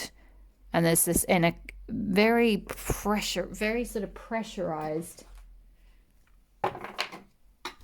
inner conflict going on. But I sense there's like, whoops, I put those around the wrong way. There's a sense to kind of make a decision, because they're both like facing each other here. Let's see if we can get any insight into the future. Now, remember, the future is yours to create. You're co-creating with spirit. Everyone has free will. So I can get a little bit of an insight onto, whoa, okay, those cards wanted to come out. A little bit of an insight into the trajectory of how things might go based on how things are currently going, how they're currently feeling. And just move everything up a wee bit. So we've got the Ace of Cups and contemplation. So there's a need to walk away. Four of Swords, healing and rest, and like just be suspended from things at the moment, walking away from something, and go into a state of contemplation about this. So it may be that they're walking, for those of you where they are in something else, it may be that they're walking away from something emotionally unfulfilling, and they're going to go through a state of contemplation. How does my my pile 2's person feel? How are they going to feel about them in the future? Eight of Swords. Yeah.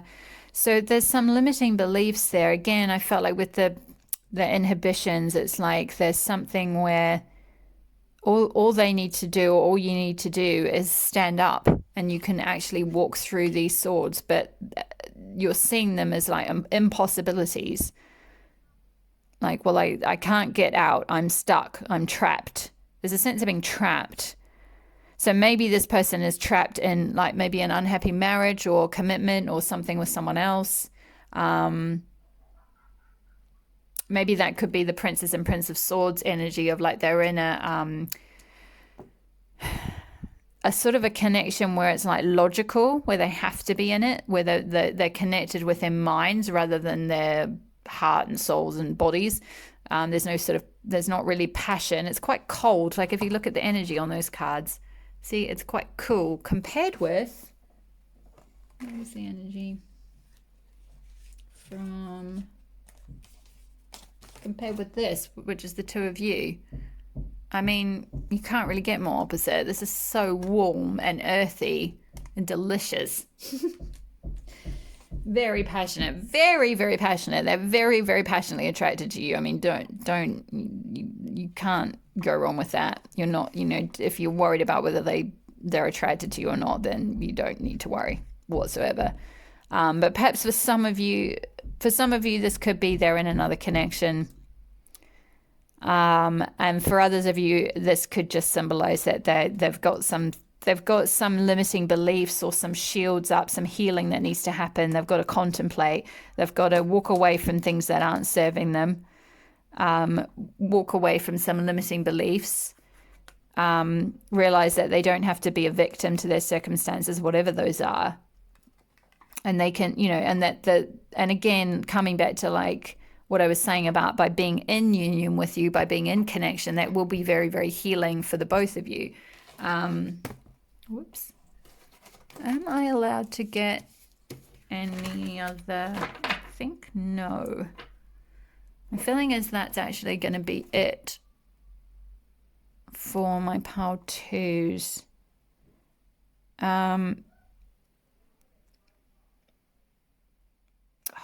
Really, Spirit?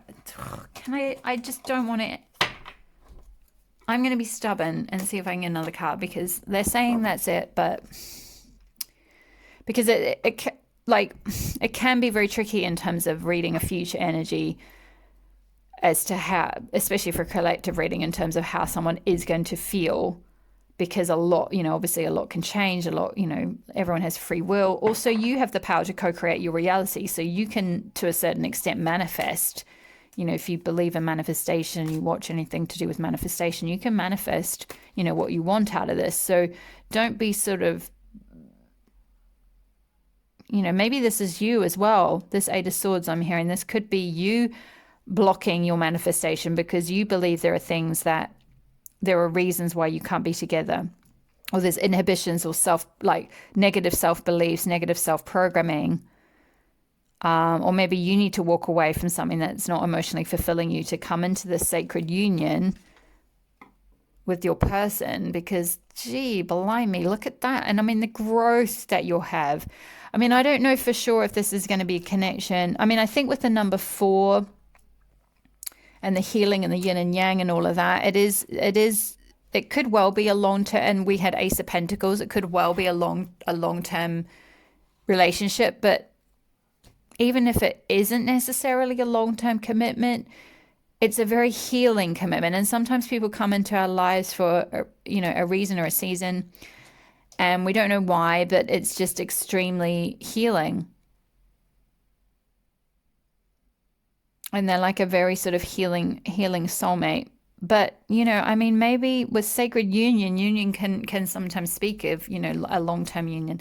Please, Spirit, can you show me? Can you finish on, can we not finish on Eight of Swords? Can I get a bit more of an insight? King of Swords. A lot of swords, a lot of decisions, contemplation. Eight of Swords, Princess of Swords, Prince of Swords, King of Swords. So there's some pretty. There's a lot of like, for something where it's interesting because the oracle cards were so body based and energetic. With like this card with the. He of the fiery sword, the frog,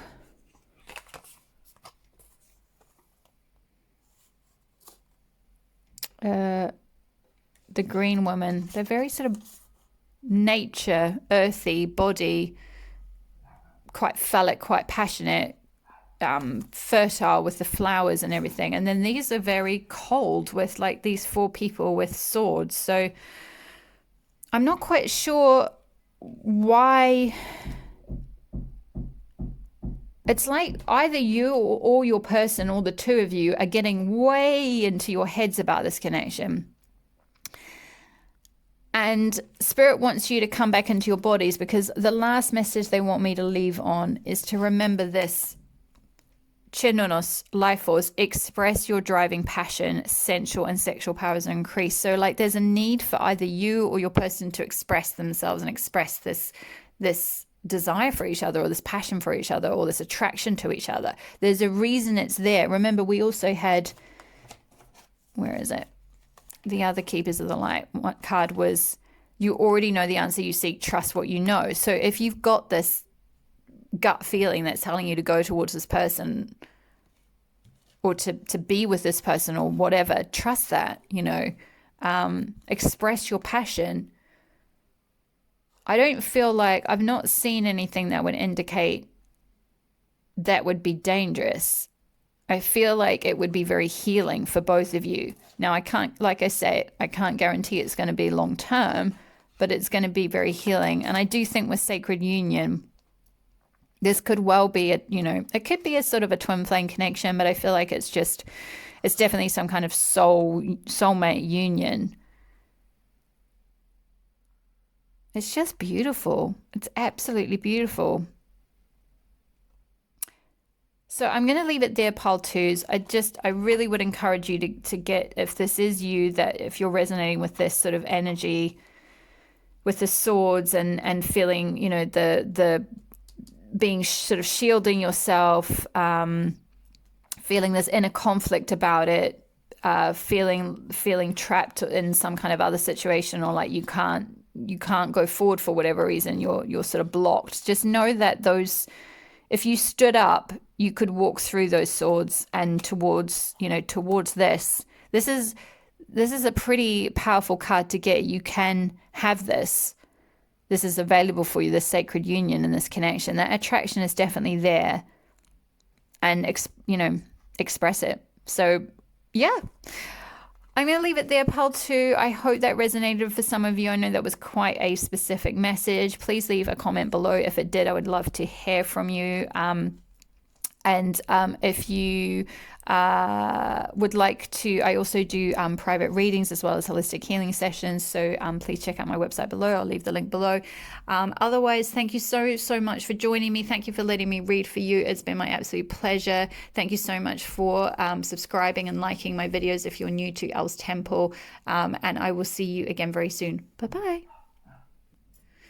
Hi there, pile three. If you chose this beautiful amethyst crystal and the animal totem tarot, this is going to be your reading. So I'm going to start. I'm going to put this, put put the tarot to one side for now, and I'm going to start with the oracle card messages. So let's see, what have we got? We have got the goddess Hecate first, or Hecate, some people pronounce it. Gather wisdom from deep sources, the dark one, to begin with. Now, don't worry, I'm going to explain. I got some channeled messages through from the overall spread, so I'm just going to show you these one by one, and then we'll go into the messages for overall. We've got the Sage from the Fairy Oracle deck by Brian Froud. There's quite a lot of cards for your pile. The cards were very chatty, so there's a lot of messages to get through. So this might be a long one. Here we go. White Eagle, Ancestor Spirit. Connect to your lineage. A family wound or pattern can be healed now. That is from the Keepers of the Light Oracle deck. The Singers of Intuition, also from the Brian Froud Fairies, card number 7.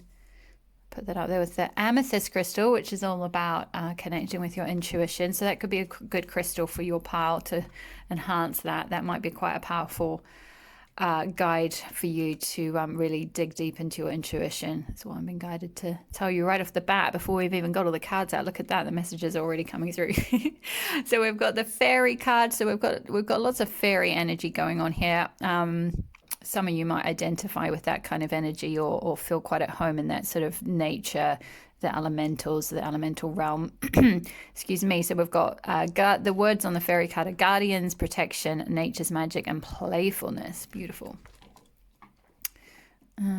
Singers of Intuition and fairy. Then we've got goddess Hera. This was a very exciting card to get through for when doing a feelings reading. Some of you, your hearts will be lifted by this. If you're not quite sure how your person's feeling, or you're not quite sure where this connection is going, we have, you can invite respectful relationships, goddess of marriage. So for those of you who are looking for a long-term commitment, this is a very auspicious card to get a goddess Hera card in a connection is very exciting. So she is here for you. Let's have a look. We've also got card number 35. This is from the Mists of Avalon deck, a really beautiful goddessy Glastonbury Avalon energy deck. The King of the Fairy Realm, death and rebirth, personal power, renewal, and journey. So we've got fairy, which I feel like is potentially your energy, or the feminine energy in the connection, and then this is the King of the Fairy Realm, the masculine energy in the connection, and he's galloping forward there. I'm actually going to put, I'm going to put this over here. Here we go, because we've got a lot of messages around power. There we go, personal power. Whoops, can you see that? We've got the Lunar Goddess card from the this is from a French deck called Les Forces de la Féminité, and Goddess Luna. We've got the Lamb card from the Animal Oracle deck by Kim Kranz, the Dolphin card from the same deck, Lamb and Dolphin. We've got Horus from the Keepers of the Light Oracle deck. Cosmic Gateway, your thoughts are magnetic and powerful, miraculous changes are occurring. How exciting. We've got nature's magic, and then this sort of magical cosmic gateway as well. So there's definitely, with a lot of purple energy here, there's a lot of third eye, beautiful energy going on there. And then lastly, we've got the White Heart, awakening perspective, new beginnings, and realignment. Let me just see if I can adjust the camera one moment so I can get all of this in for you guys.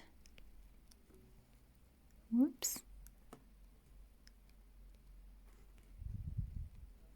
Without like completely dropping everything. Let me just pull this back. There we go. Okay, sorry, you've got a lot of cards, you guys, but I am going to go through the messages overall and see what's coming through. Goddess of Marriage. Let's put Hera on top here. Let's put your love on top. Goddess Hera on top, and the White Heart to finish with. I realize you can't actually see that very well. Apologies. I haven't set this out. The other piles had a lot less. Let me just move this around a wee bit. Here we go. Hopefully you can see a bit more now. The other piles had a lot less cards. So there we go. Whoopsie. Let me just go back a wee bit. Is that going to be better?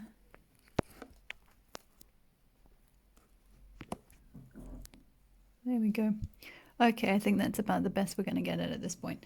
So, okay, so let's start with the channel messages that I kind of got through overall when I pulled your pile through. So this connection, like, well, to be honest, the theme running through all of the connections really was that the connection with, for most of you anyway, it's a very healing connection, and your person definitely feels that. And if they're not necessarily conscious of it on a kind of 3D human ego level, then their soul self, or their 5D self, if you like, is definitely conscious of it. Their intuitive self, if they really dig deep into their intuition, into their soul, they would really see the healing nature of this connection, like with many of the other paths as well.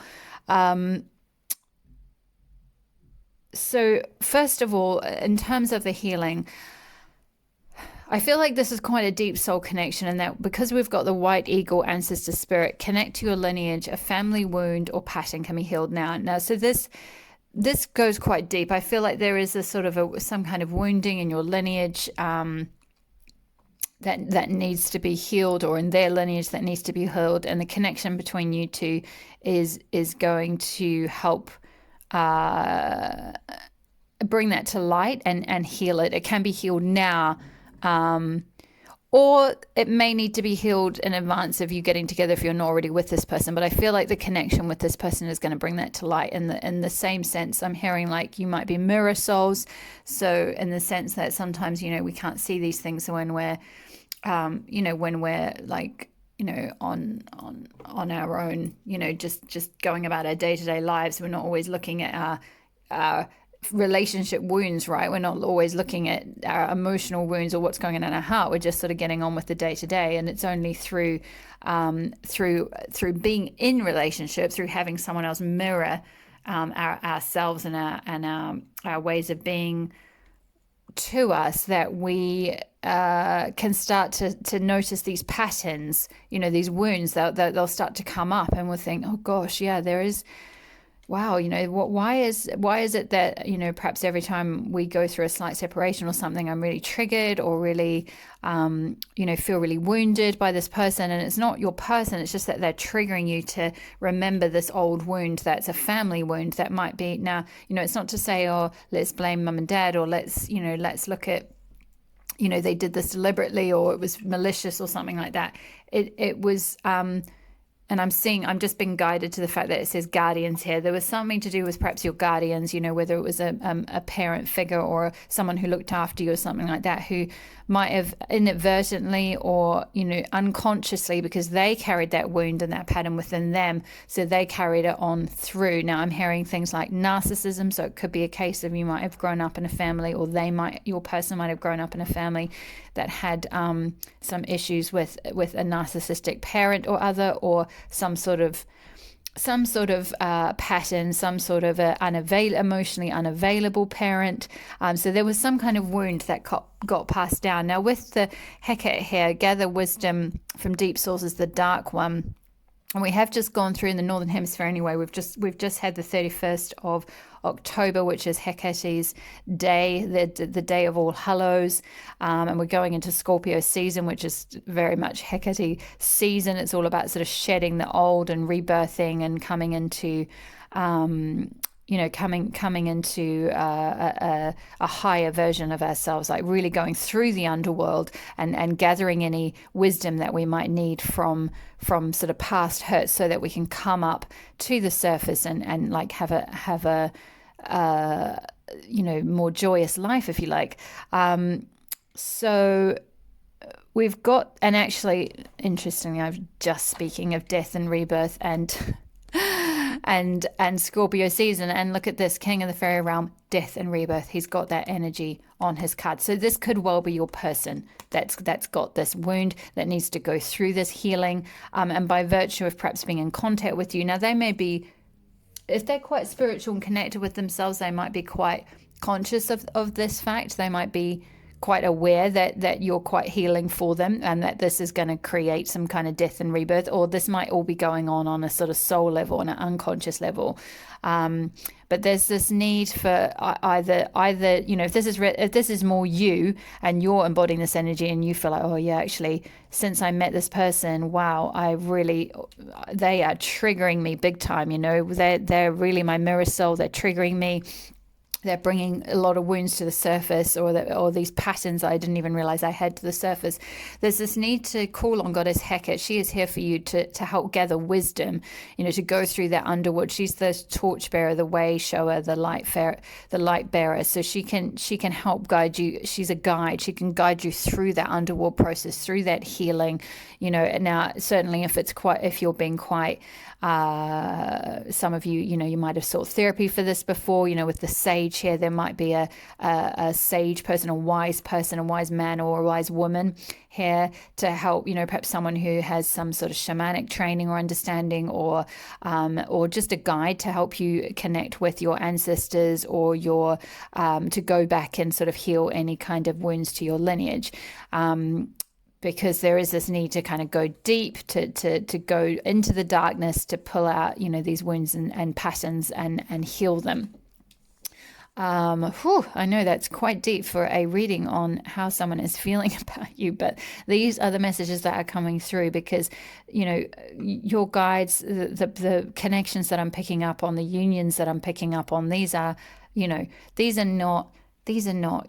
is not about, how is my person feeling because I just want to have a short-term casual connection. These are soul-mate connections, soul family connections. They're designed, they're destined connections. They're mirror souls, they're twin flames, they're, whatever it is, these sort of high-level soulmate, very deep, very intense, very healing connections. And many of them, I will tell you now, that for some of you, if you're not in union at the moment and you're really wanting to manifest that, or some kind of long-term commitment, or your true person, your true love,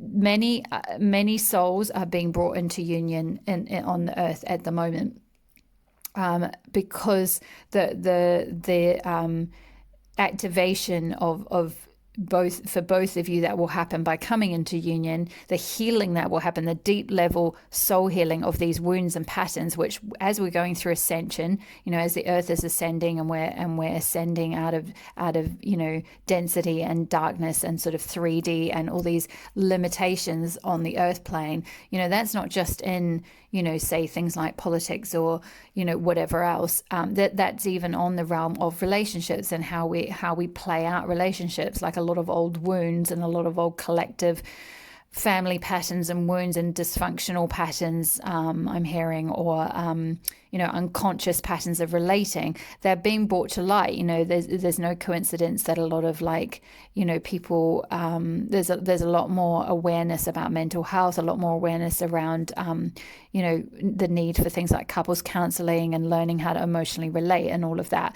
And that's very much something that this connection is going to bring to light. Now, don't fear, because it's not like this is necessarily, going to prevent anything from coming together, or that this connection is going to be a very dark one. No, it's kind of just saying that there is, perhaps you might have already noticed it if you are you're dating them, or you're already in some form of a relationship, or you've tried to be in a relationship with this person, that there may well have been a lot of things triggered. But it's in order to, this healing of this wound and pattern is in order to bring you both to your personal power. You need to go through this death and rebirth. So, perhaps that you might be in separation at the moment, or there might be a bit of a death of the connection initially, or maybe you're not, maybe you haven't even met them yet, or maybe you haven't started a relationship yet, but there's a sort of a healing that needs to happen first, because these cards came out all first. And we are going through this Scorpio season at the moment, so that could well be the journey it says here, that you're going on now, in order to renew the connection, in order to renew your affections for each other, and both ascend into a state of personal power. Now with Luna, she is the goddess of, she's like the counterpart goddess to goddess Venus or Aphrodite. But she is the triple goddess. Again, Hecate is also known as a triple goddess, so she's a similar energy to Hecate. But also a very healing goddess, and especially connected with the healing. She's sort of almost like the counterpart in a way to this white eagle, the feminine counterpart to the masculine. So I feel that you both might be going through this.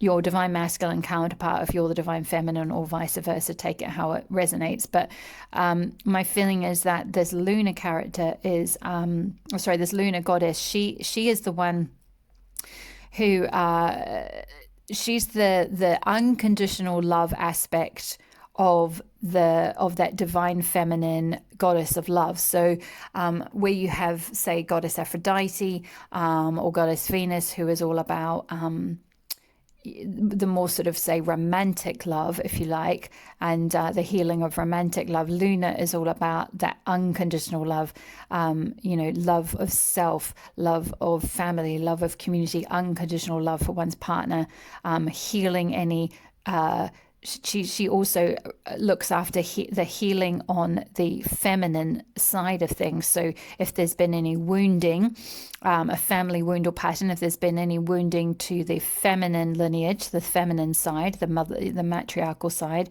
then Luna, you can call on Luna. Goddess Luna is there to like oversee that, to help heal that. And this connection, I'm being guided to say this, this connection will do that. It will be very healing. Now, again, your person might be quite conscious of this, and they might be well aware that the connection is very healing. They might have even said to you, this is, I feel like you're going to be very healing for me, or this is a very healing connection, or this is going to, or, you trigger me a lot, or something along those lines, or you bring out things in me that need to be brought up. They might be aware, or this might just be happening and like you don't actually know how they feel, but that is what's going on under the surface. It's quite a deep journey of death and rebirth and renewal. Now, this could be that your person is, I'm just being guided to say as well, your person could be a Scorpio. So, for those of you who are,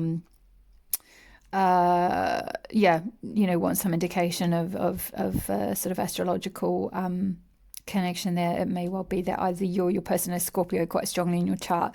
But either way, there's this whole sense here. And also even with the lamb, my feeling is as well that this is, and it came out under this white eagle card, the lamb is like often that innocent creature. It's like I'm hearing that like lamb to the slaughter. So almost like one of you, perhaps if there was some kind of narcissism or emotional unavailability or emotional abuse or something like that in childhood, that either you or your person was this little lamb character, and just very sweet and very innocent. And there might be a little bit of inner child healing or something like that to do, because really I'm just being guided to draw your attention to the fact that it's like you're really actually this diamond, and it's like you're the diamond in the rough. So you've been, as a sort of a starseed or a soul, starseed or a highly sensitive person, you've been planted in this family in order to feel and experience this wound, so that you could heal it, and then you could be in connection with whoever your counterpart is, your divine masculine or divine feminine counterpart,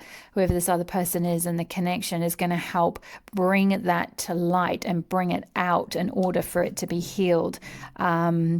And so that you can realize that you're this beautiful innocent little lamb, and you're this actually a little diamond. You're a diamond in the rough. You've kind of you've ended up associating with all the kind of muck that was thrown on you if you were criticized as a child, or emotionally abused, or whatever it might be. And you took on layers and layers and layers and layers of stuff. But it's like, this connection is going to help like part all of that. I'm just seeing someone like taking off loads of coats, loads of old coats where, the family of origin or the guardians, whoever, it might not be your immediate biological parents. Maybe if you were raised by some other people or had, a strong influence from a teacher or someone like that. For some of you, someone who was very negative, someone who you've carried their wound with you for a long time. And I'm seeing you just sort of throw that off. Now, on that's the quite heavy part of this relationship. There is a little bit of healing that might well happen either before you come into a connection, or before you come into sort of a committed connection, or you might well be, if you're already with them, then this is sort of a process that needs to happen before you can get to a point of being, fully grounding that foundation into something like, say, a marriage or something like that. There's going to be a little bit of healing, some wounds, some triggers, some things that might come up. So perhaps with the triggering, this could well be a twin flame relationship, but I'm hearing it's, that's just for those of you who resonate with that journey. For others of you, it might be more of a mirror soul kind of a thing. Now, moving forward, we've got this gorgeous like dolphin energy, which is just gorgeous, and the singer of intuition. Now, dolphins are like the singers of the ocean. They call out to each other, they sing to each other. Now, your person has been singing to you through the ether. I'm hearing through your intuition. If you connect with your intuition, on the astral plane, your souls are connecting. The singer of intuition, your intuitive self, is singing out to their intuitive self, their soul self, and like two dolphins. And I think dolphins are one of the few animals that mate for life, I believe. So marriage, mate for life. There you go. You've got a double whammy sign there. And the dolphins are also beautiful healing animals, very spiritual animals, and their sounds, their tunes can be very, very healing. I'm being guided to say, in fact, actually, that I think on YouTube there are, if you actually just search for like dolphin music or dolphin and whale music or something like that, that could be very deeply healing for you. For some reason, the bioresonances or something like that of the frequencies of dolphin sounds could be very healing to this sort of wounding that might have happened in your like emotional field, in your auric field, your etheric field. There's this beautiful, like the circles, the way the circles like radiate out. It's very pink energy, which is very beautiful, soft, feminine, warm, heart healing energy. So perhaps that might just be for literally one of you, just a message for someone who might resonate with that, might find sound healing quite, or doing sound baths or something like that might be quite relevant. But the dolphin, I feel like this is perhaps your person calling to you. You're this little lamb person, or vice versa. Either way, your person could be the lamb person, and you've been calling to them through the ages, through the water. You know who your mate is. You're calling out to them, and they're calling out to you. That you're singing to each other. There's a nice synchronicity there. And also playfulness as well, because we've got dolphins are very playful, and we've got fairy with one of her messages as playfulness. So your person sees you as very magical, as very playful, and or perhaps vice versa. And it might well be a very playful connection. So don't feel like it's going to all be doom and gloom and darkness and just healing and all triggers and intensity and all of that. No, like there's definitely going to be a beautiful, light, playful, happy. This dolphin is just smiling away. So there's a beautiful, light, happy, uplifting element to your connection. This sort of side of the reading definitely becomes lighter and more beautiful. And then we've got Horus Cosmic Gateway. It's a funny looking bird here. I think it's like a falcon or something. Your thoughts are magnetic and powerful. Miraculous changes are occurring. So indeed, I feel like all this process is sort of happening almost behind the scenes a little bit for the two of you. Maybe consciously you could do a little bit of, because White Eagle was saying connect to your lineage. A family wound can be healed now. So the timing is now, you're at a gateway. We are coming up to actually the 1111 gateway, the 1111 portal. So that could be quite a significant time to do this healing work. We're, again, like I said, we're in Scorpio season. That's a time of shedding old emotions. Scorpio is a water sign. It's all about healing deep emotions, healing things from the unconscious. That's what Hecate helps with, healing things in the underworld that we can't see, things in the unconscious that we can't see. So old wounds, old patterns, old subconscious beliefs. And because Horus is here kind of saying your thoughts are magnetic and powerful. So if you've got some limiting beliefs going on, or some old wounds, or things where your person's maybe triggering you, or your even just your beliefs or something, about how they feel about you, or you're not accurately getting an accurate read on the situation. You're not in open communication with them, which chances are, if you're listening to a reading like this, you're not. Or you're not fully sure, you're not fully embodied in that knowledge, you're not fully grounded in that, like, yep, absolutely, 100%, my person absolutely loves and adores me. I have no need to look to a reading to get that wisdom. I know it for sure. I own it. I embody it. If there's a block to getting to that point, to trusting your intuition, there's still some sort of healing to be done. And some changes in your thought patterns that need to be done. Because with Horus here, he's saying like miraculous changes are occurring anyway. So I do feel like a lot of this is happening on the astral plane for the two of you on a soul level. But if you take responsibility for your healing and for being conscious of what you're choosing and what thoughts you're putting out there, we've got the symbol of the third eye in his chest here, which again is intuition. So yeah, just perhaps look at, that might be for some of you, look at what you're thinking about, be conscious of choosing, because, also we've got here, you can invite respectful relationships. Now, for some of you, that could be the fact that hair is here. That could well be that some of you have had disrespectful relationships in the past, or your person has had disrespectful relationships in the past.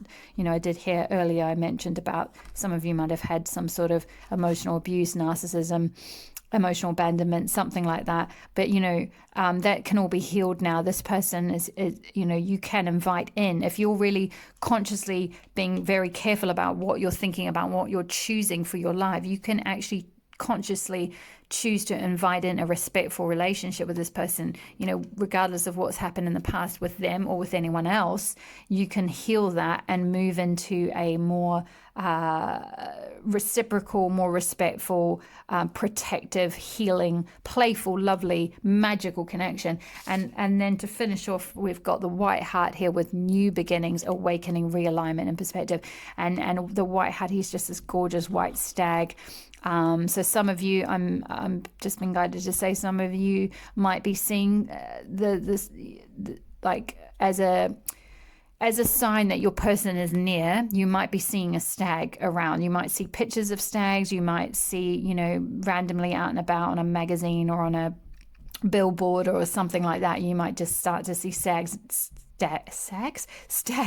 and that's a sign that your person is thinking about you. Their heart is with you. They're looking out for you. They're protecting you, and you're in alignment with each other. You're coming into realignment. You're coming into an awakening. There is a new beginning that's available for the two of you. If you really keep your thoughts focused on what you really want, and consciously invite in a respectful relationship, that could well be on the cards, quite literally on the cards, for you there. So let me pop these away for now. That is all your channeled messages from the oracle cards, and I'm going to look at the messages from your animal totem tarot now.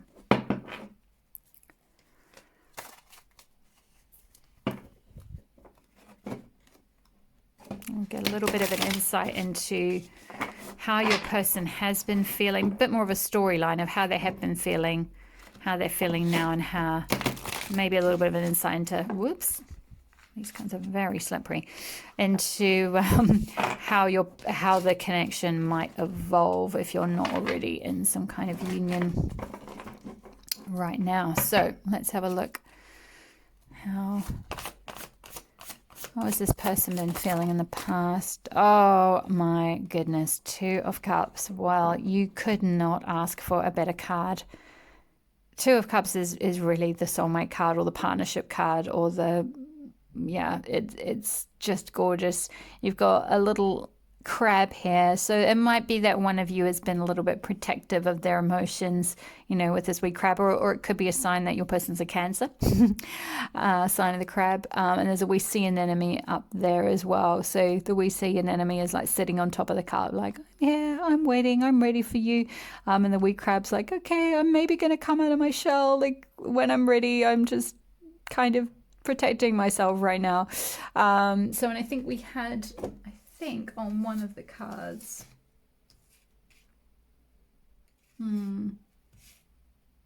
There it is, protection. I knew I'd seen it somewhere.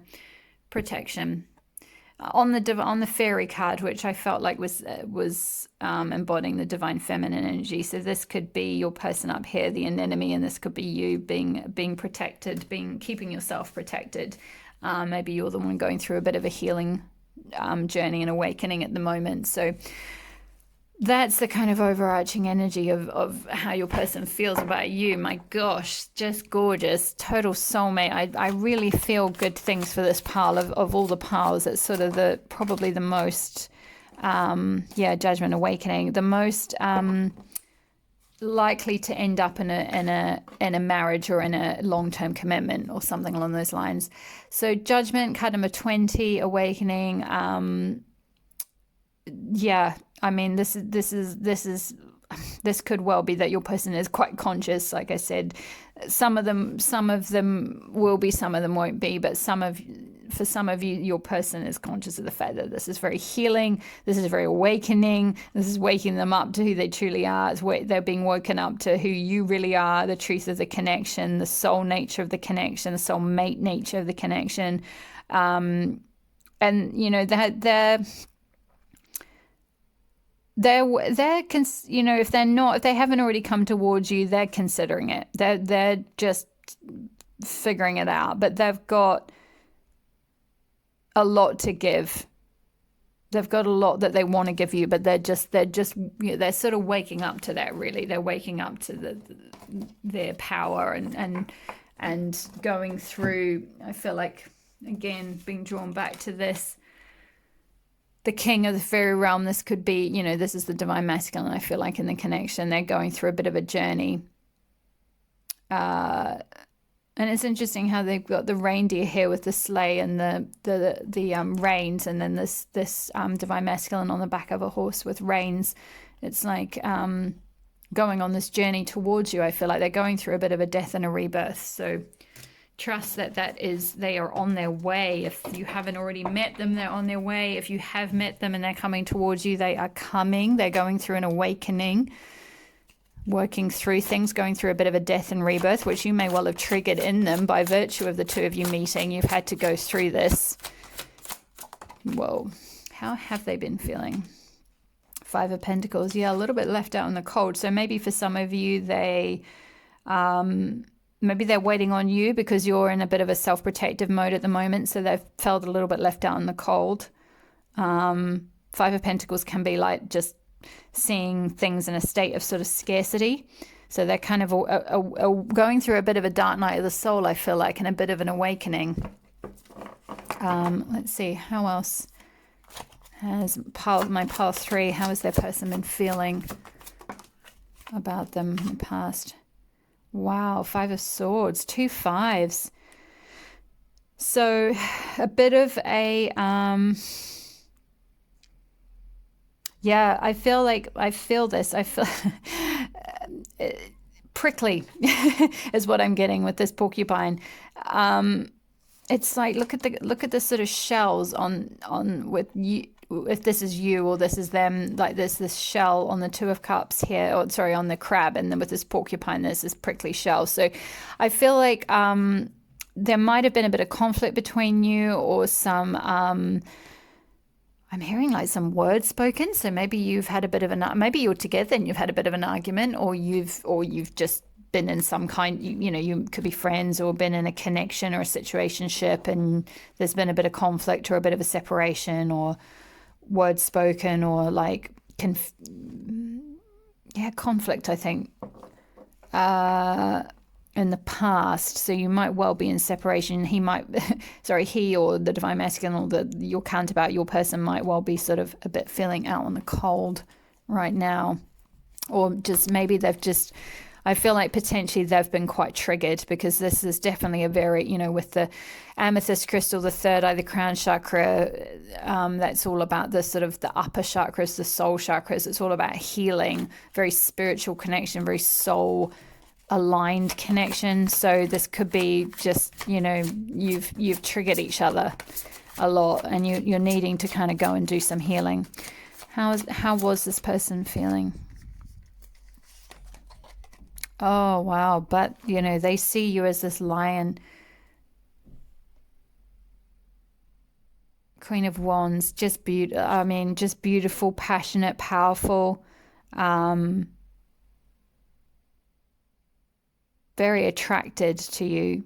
Wands is to do with like sexual and sensual passion and that sort of fiery spark. So they're definitely very, very, very attracted.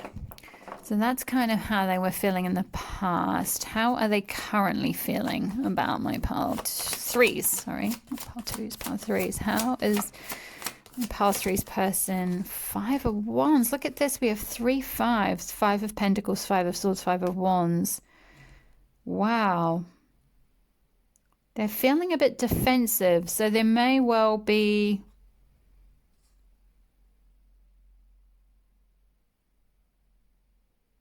There may well be some conflict, if not coming from the outside, if not coming from you, coming from within them, some things that they need to figure out, some changes maybe they need to make. 5 speaks of change, and you've got 3 fives going on their end in terms of how they're feeling. So their feelings might be, whoa, a bit of a roller coaster, 1 minute up, next minute down. 1 minute they feel you're their soulmate, the next minute they're triggered and they're withdrawing and they're feeling left out in the cold or internally conflicted about it. So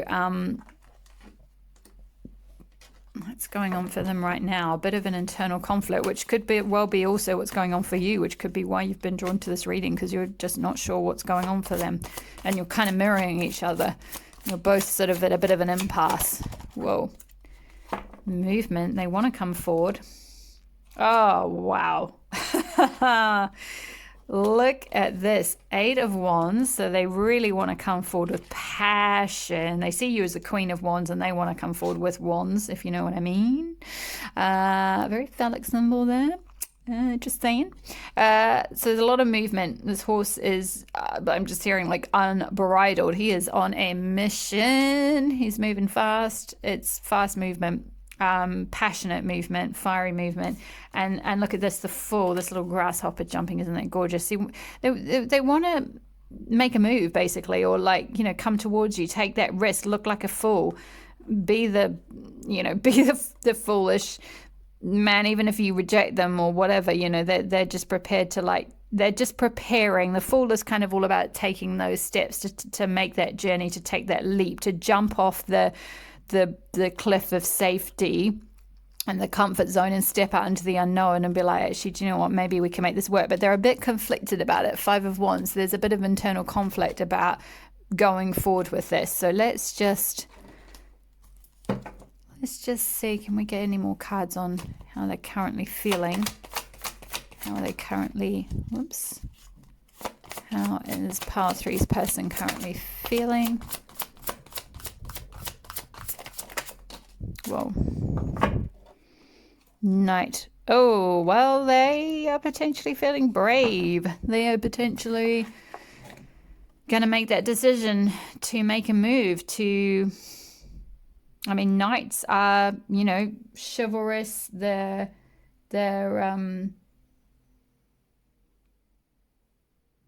sorry, I'm just distracted because I'm looking at this card, the oracle card you had of the King of the Fairy Realm, and I feel like that's the energy they're coming into. They're going through, with that awakening card, they're going through their death and rebirth now, or they've just been through that, or in the process of going through.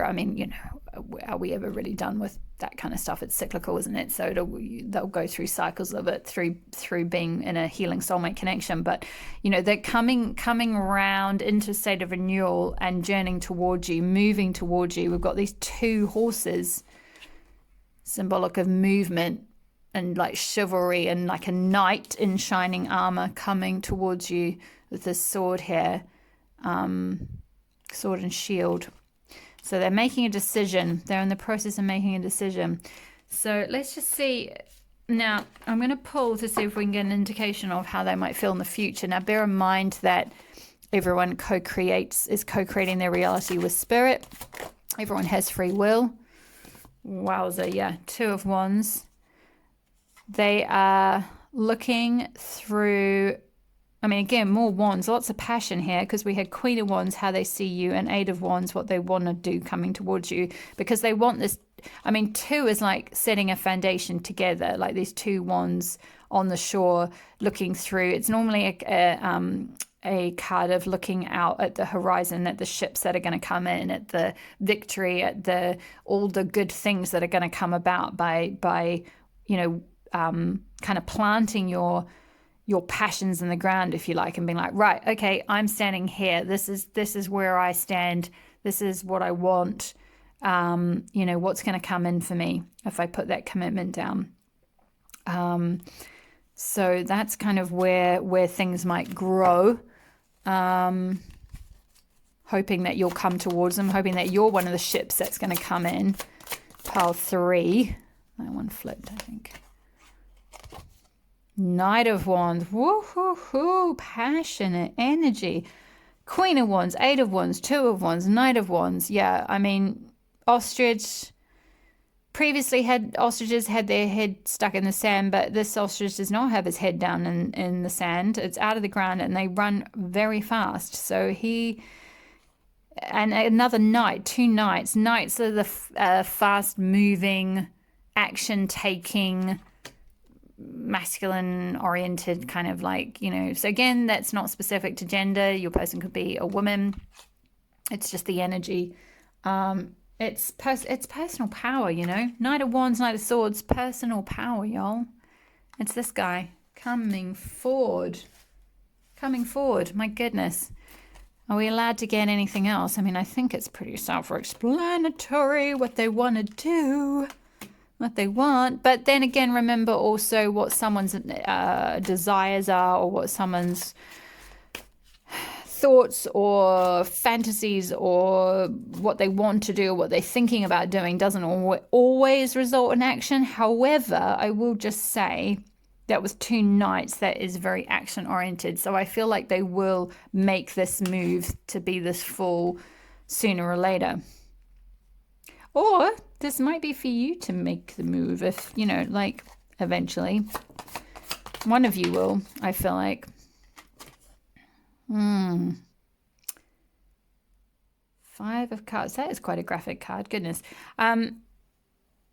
So let me just get a clarify on that 1 second. Why is the 5 of Cups here for how they're feeling in the future?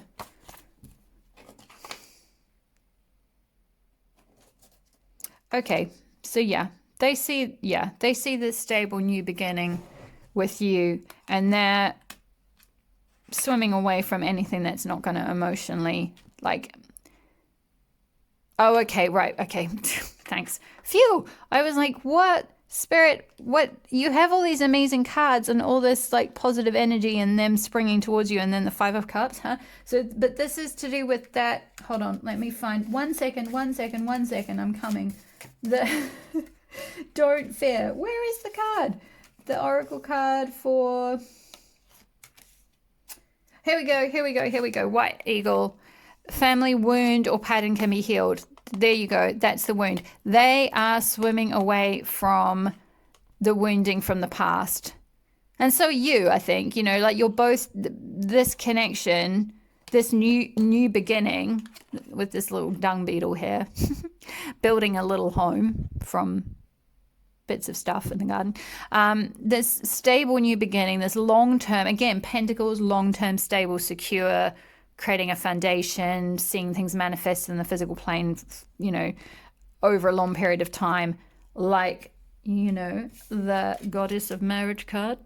Just saying, might be for everyone, might not be what you want, whatever you want. It might just be ascending to another level of commitment at some point, because they want this 2 of Cups.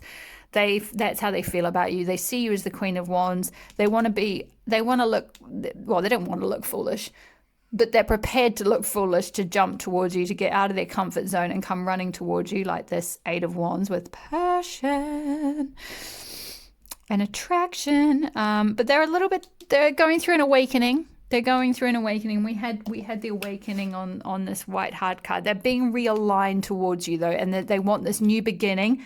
New beginning. Look at how the cards just sync up. This is incredible. New beginning. Ace literally means new beginning, new start. They want this new beginning with you.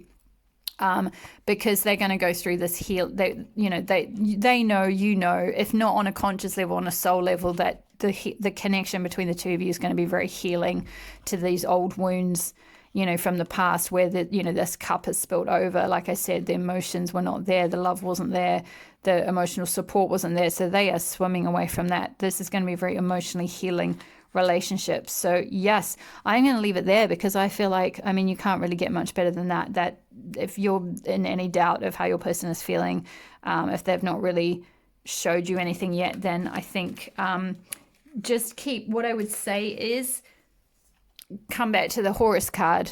Your thoughts are magnetic and powerful. Miraculous changes are occurring. So start monitoring what you're thinking about them and the connection. Like if you're thinking negative thoughts, like that Five of Pentacles card, like, oh, they don't like me, or they're leaving me out in the cold, or whatever it might be, you'll attract more of that. So whereas if you are focused on magnetizing in this beautiful Two of Cups connection and being like, no, like, I'm hearing like maybe some of you are into manifesting or scripting or that kind of thing. Like, no, they love me. They care about me. They want to be with me. They want to marry me if that's what you want, or they want to be in a respectful, reciprocal, because Hera is saying you can invite respectful relationships. So you can invite that in.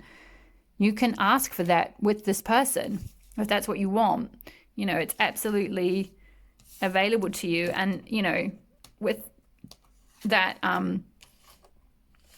with that dolphin card, isn't that just gorgeous? It's such a happy, beautiful, long-term healing connection in a nutshell, which is basically, I've just spent the last 40 minutes saying effectively what I just said in the last sentence. So thank you for sticking with me. If you stayed with me to the end, thank you so much for letting me read for you. Thank you for joining Elle's Temple. If you're new to the community, please leave a comment below if this resonated. I would really love to hear from you. And I'll leave the link to my website. I do personal readings and holistic healing sessions, as well as I've got a blog on there and my Instagram. So I sometimes post some other pick a card post readings on Instagram if you're interested in those. So I'll leave the links below. Thank you so much for joining. Thank you for being here. It's been wonderful for reading for you. Good luck with this connection. It seems very auspicious and very fortuitous. I feel like things are going to evolve. I'm excited to hear from you if things do evolve down that path. So all the best with that, and see you in the next video. Bye-bye. Hi there, powerful. If you chose this Rhodochrosite crystal and the Line Strider Tarot, then this is your reading. So I'm just going to put the tarot cards to one side for a moment, because I'm going to start off with your oracle cards. Put your crystal over here. Okay, so we got the whoops, I'm going to do it the other way around actually. To start with, we got the Gwyneth card, First Lady of Wales. You are a wise ruler of your realm. I'm going to bring through I'm going to go through each of these cards in a moment, but I'm going to bring through some channeled messages for you guys about your connection first, and then we're going to go into a bit more of a storyline with the tarot on how they've been feeling in the past, how they're feeling currently, and how things might progress in your connection in the future. We got the Bulo card from the Forces de la Femininité deck, which is all about it's the card of the birch tree, and in Celtic mythology this is all about rebirth, new beginning, and like purification, renewal, new life, new love in some cases. So a lot of Celtic mythology going on with you guys, because we also got Brigid or Brigid, inner strength, goddess Brigid, move back to wholeness, recognize that you have the power. This is from the Keepers of the Light deck by Carl Gray. We also got from the same deck the Hilarion card, divine healing, honor your sensitivity, retreat to recharge and heal. Your light can support others. I'm just going to move these up here so everything can be seen, because you guys got quite a lot of cards. We got the card number 23, Lancelot. And the words on the card are romance, chivalry, heroism, and devotion. Well, I like to see that. So, and these two characters look quite similar, actually. So this could be, I'm just being guided to quickly point out that, you know, your person might resemble physically like a green-eyed, dark-haired, maybe even ginger-haired person. That's not going to be for all of you, so don't worry if it doesn't. It's just for some of you. It's a bit of a confirmation there. We got the Soul Healing card from the Chakra deck. We got the Epona's Wild Daughter from the Fairy Oracle, Brian Fowd's Fairy Oracle, which is a fantastic deck, very magical. From the same deck, I don't think I mentioned before, this is from the Mists of Avalon Oracle deck. We also got the Taliesin card, Poetry, Creativity, Storytelling, Divination. We got the Elephant card from the Kim Kranz Animal Oracle. We got the Otter card, which I'm actually going to put with this Epona's Wild Daughter because the energy is actually quite similar. And we got the Personal Power card also from the Chakra Oracle, which goes with the Elephant Oracle here. So I'll put that one, whoops. Put that one there. And the Otter can go, put that one down here. Otter can go in here, Mr. Otter. Okay, so hopefully you can see those all right on the whole. I know it's a little bit squashed, but bear with me. I will get to all the cards and all the messages for you. The main thing is really the channeled messages that are going to come through. I might just move this back ever so slightly. There we go. Okay, so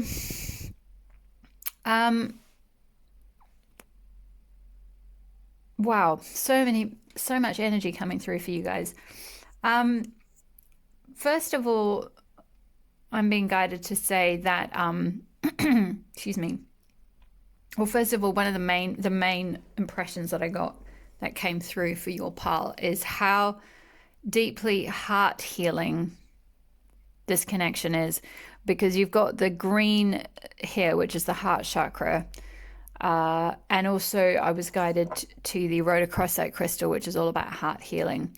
And on the Hilarion card, you've got divine healing, and we've also got soul healing here. Now, I feel like this is an indication or confirmation from spirit that this is a very spiritually healing soulmate relationship with this person that you're querying about for most of you.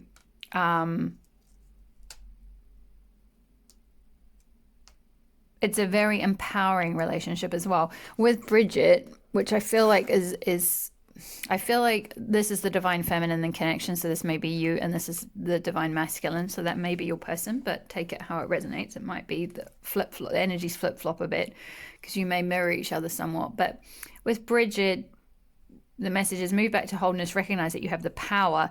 And we've got personal power chakra card here, which is the solar plexus chakra. And we've also got the Gwennifer, you are a wise ruler of your realm, First Lady of Wales. And that's all to do with like sovereignty and having sovereignty over your life. So there's a lot to do with power, sovereignty, strength. The elephant is also about power. There's a lot of fire energy. Notice the fire in these three cards. So Bridget's holding a flame here. The elephant is holding a flame in his trunk. And the personal power card, there's this fist coming out of what looks like a flame. So it might have been that some of you have been through a difficult situation in the past, and this soulmate relationship is very fortifying for you. It's going to bring you a lot of strength, or it is bringing you a lot of strength. Perhaps you're not in connection with them at the moment. You may either be in separation or you're not in a relationship with them yet, but just by virtue of meeting them, it's kind of ignited in a fire. It's ignited your inner strength. It's ignited your soul healing on a very deep level. or if you haven't even met them, then perhaps your souls have already met each other, either in past lives, or your souls are connected in some way in this lifetime already. And the connection, this person, through your soul connection, is bringing you a lot of strength and empowering you. This connection is going to be very empowering, but also I feel like there is a bit of a need to come into a bit of personal power first before you can perhaps manifest this person in. But once you've really got that sovereignty down, and you're this ruler of your realm, you're being, you've found your sovereignty, you've found your personal power, your soul, you might need to, for some of you, you might need to do some healing around your solar plexus, which is how, that's all how we show up in the world, how we shine our light, how we really put ourselves out there, how we feel empowered, how we get and give power.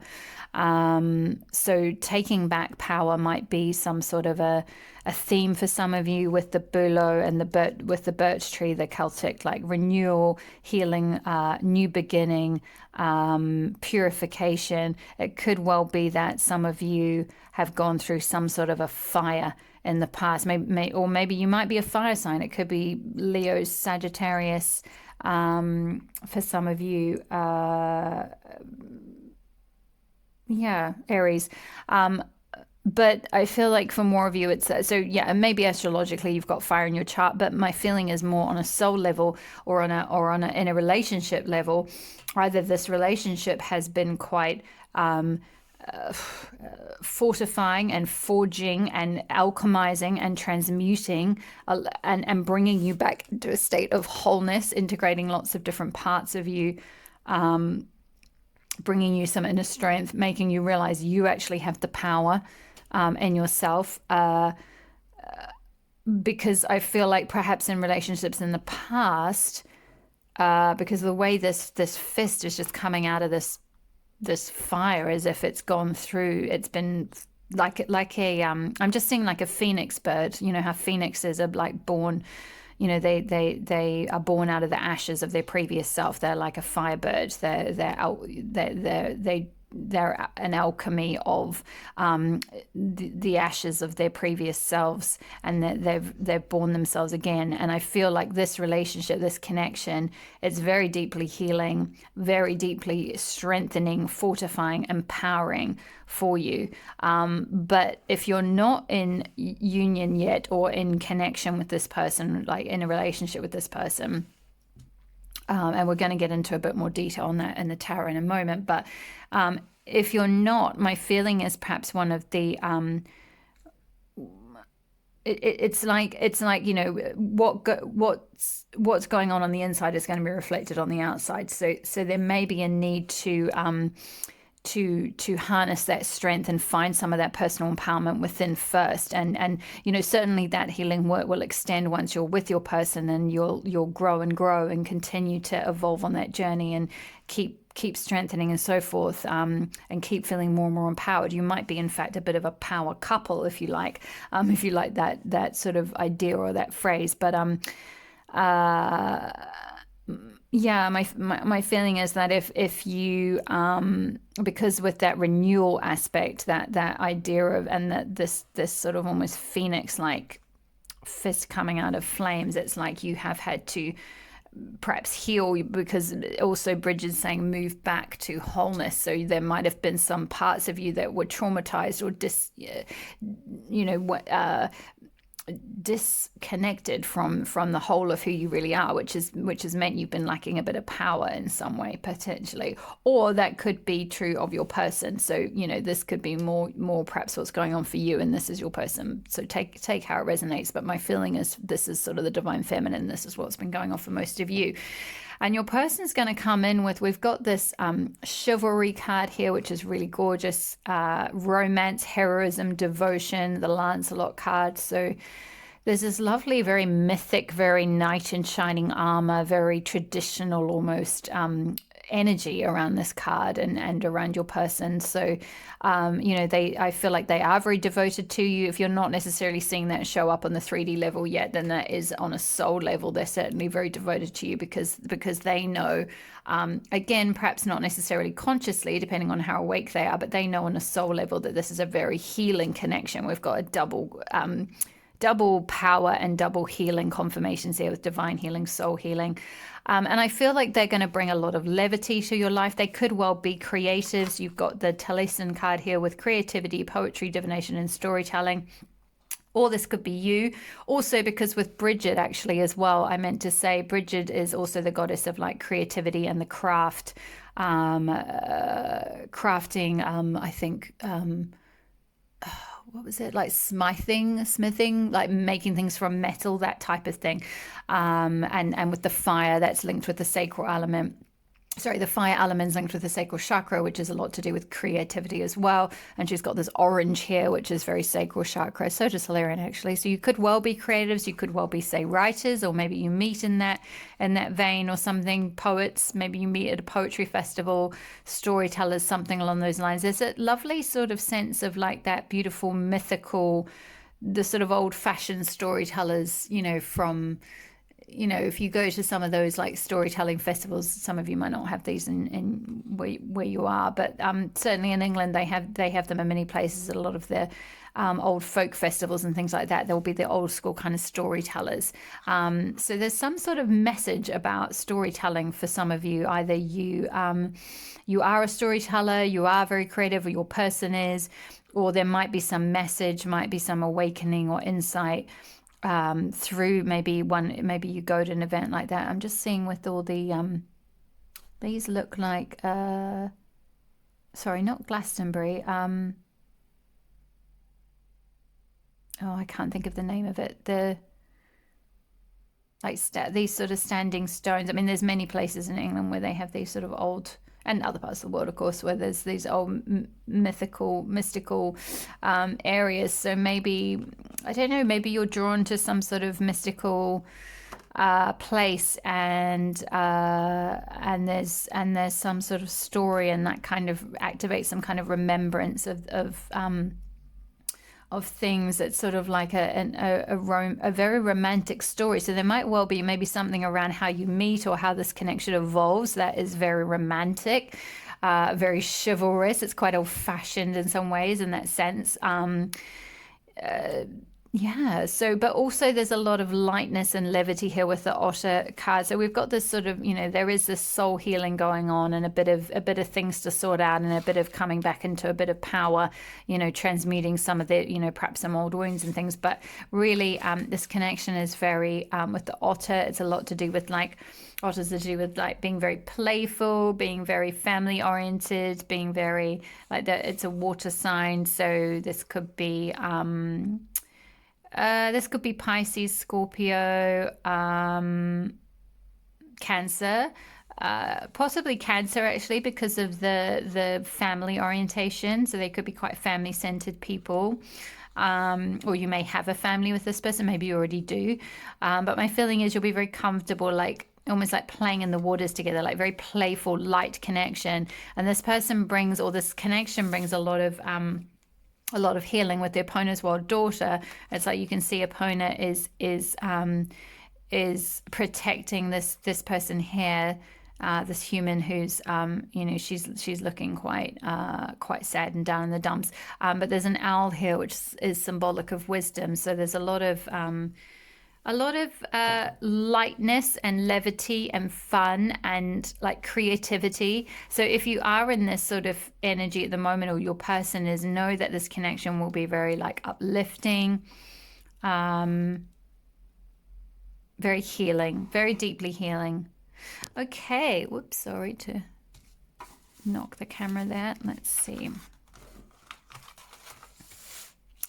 I'm going to move on to the tarot messages for you now.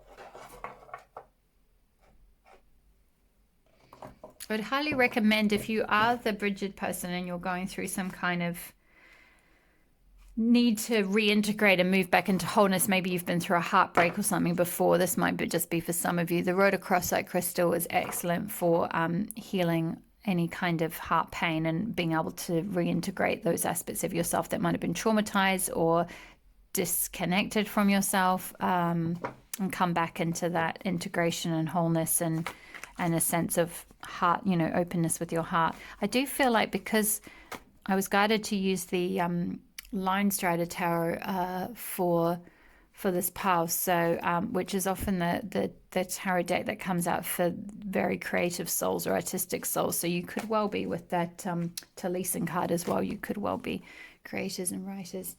Okay, let's have a look at let's get some energies, Peace Spirit, on what is going on. What is going on with this person? How have they been feeling in the past? That one wanted to come out. 9 of Wands, yeah. So for some of you that need to, well, I do feel like I did get a very mirror soul energy from the both of you, with the, like I mentioned, with the green and the red. It's very mirroring, and the fact that both of you are going to sort of strengthen and heal each other. And I feel like with the Knight of Wands, your person maybe has been through some kind of battle. Now, whether that's with you, maybe you're quite a fiery, maybe you're already together and you might have quite a fiery dynamic, because there was a lot of fire energy in some ways as well. Like I mentioned, with that personal power. So it could be that your person is trying to find themselves, their strength, their empowerment, their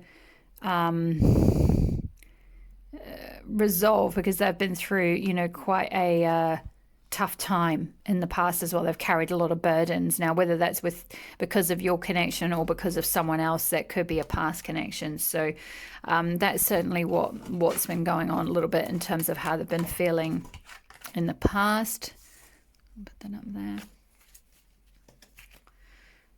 How has my power fours been feeling? Oh, wow. Gorgeous. 6 of Cups. Absolutely beautiful energy, this card. So very, 6 of Cups is like a soulmate card. I mean, look at these two animals just staring at each other. Again, with the green and the yellow. So the heart chakra and the solar plexus chakra colors there, but really it's just this beautiful like soulmate energy. It's this innocent energy. It's a playful energy with these little, oh my gosh, I've gone completely blank. I can't think which animal that is. How embarrassing. Oh well. They're like, no, it's gone. Sorry. Anyway, long day. This is the 4th pile, so I've been channeling for quite a while, so apologies. My brain is starting to turn to mush. They've been quite long readings. I was going to say chipmunks, but they're clearly not chipmunks at all, are they? They're like those animals from Madagascar, aren't they? The like crazy king from Madagascar. But so if you know that movie, you'll know the reference, but I can't think what they're called. Anyway, they're very cute and they're looking at each other and they adore each other, and there's just this gorgeous soulmate energy, this very innocent, childlike devotion, which I remember seeing. So that's a double message about devotion. Yes, there we go. Lancelot had devotion on his card as well. So they're very devoted to you, or they certainly have been anyway. They've felt the 6 of Cups. They've felt this soulmate connection with you. They feel this devotion. Let's see, how has this person been feeling about you in the past? How have they been feeling? Whoa, oh my goodness. Wow, the Lovers, well, they love you. The lovers. I mean, this is self-explanatory, really. 6 of Cups, soulmatey card. The lovers, literally. Passionate love. They're embracing these 2 birds. Absolutely gorgeous. And the Fool, they want to, I think another pile got the Fool as well. Was it might have been pile 3. Anyway, they're wanting to step off that mountaintop, get out of their comfort zone and come towards you with this bunch of flowers. Like, they're prepared to look foolish. They're prepared to step out of their comfort zone. They're prepared to take a leap of faith. The Fool is all about setting off on that journey.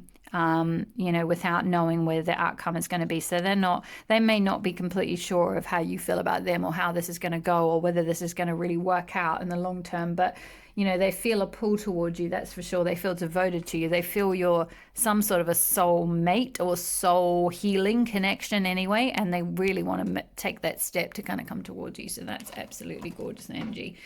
Let's have a look at how powerful this person is feeling about them now. How are they currently feeling? Whoa, lots of cards. 7 of Pentacles. Yeah, they want to build a nest with you. They want to work on this. They want to make things work.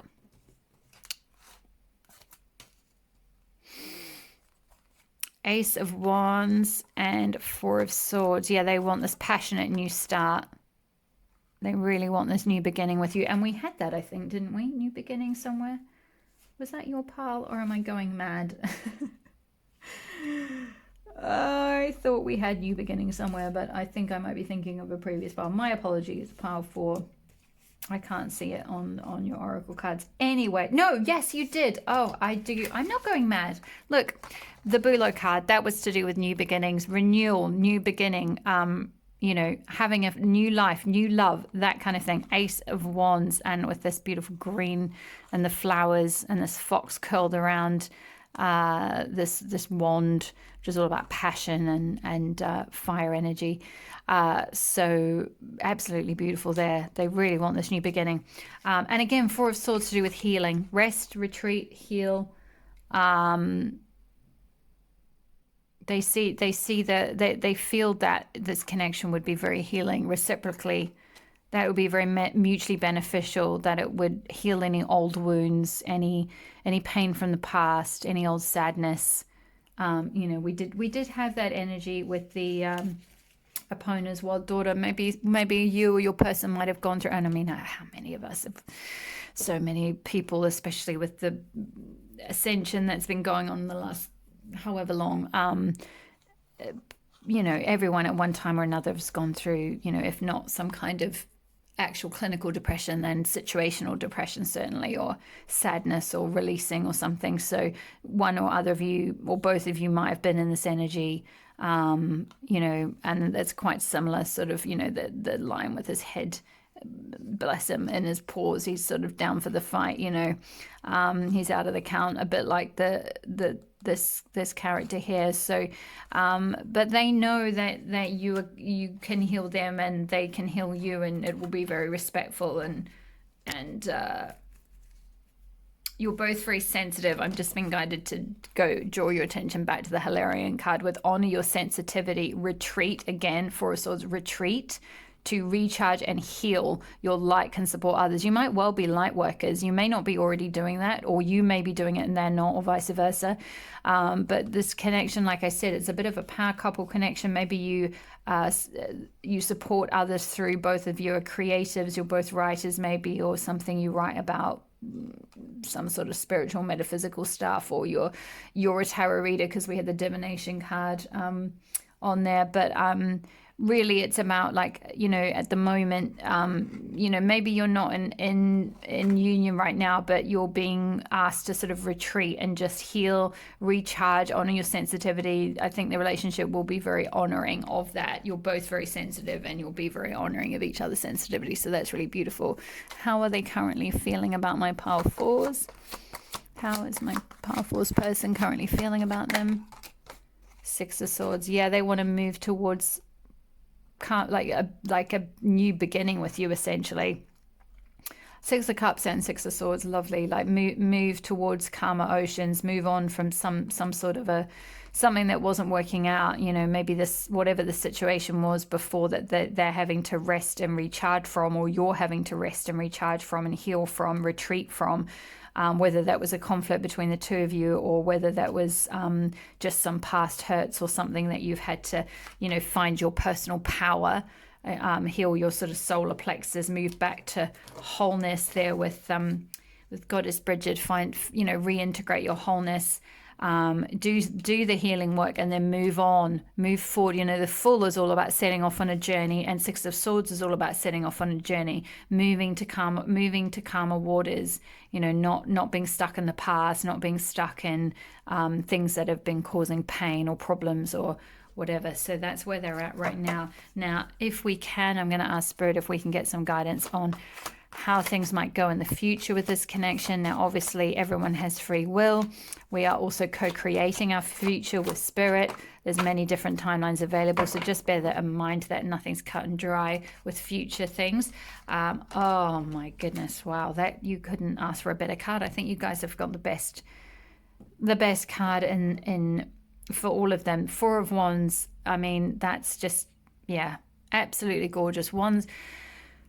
Four of Wands is to do with like stability and laying that foundation for a very passionate beginning, a very passionate life. And we did have, again, similar to the Bouleau, the birch tree, that was renewal, new life, new love, very similar to Four of Wands, but it's just sort of re-emphasizing that and saying, yep, we're going to do that. We're going to lay a foundation. This could be, I'm hearing this could be marriage. So this could be ascending the connection to some level of commitment in the future. It could be on the cards, literally. Or, whatever you want. They want to move forward with you. They want to move on to calmer waters, onto better things, onto, creating a nest, so to speak. Ace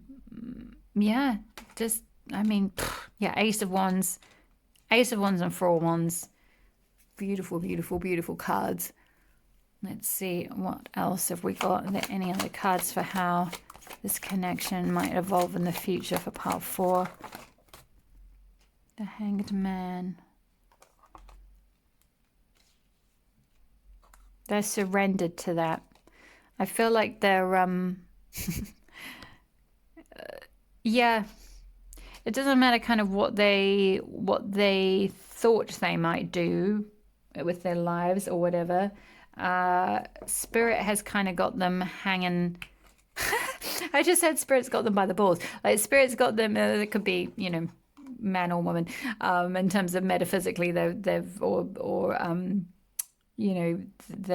symbolically speaking, they've caught them. You've caught their attention. They're hung up on you. They're hanging.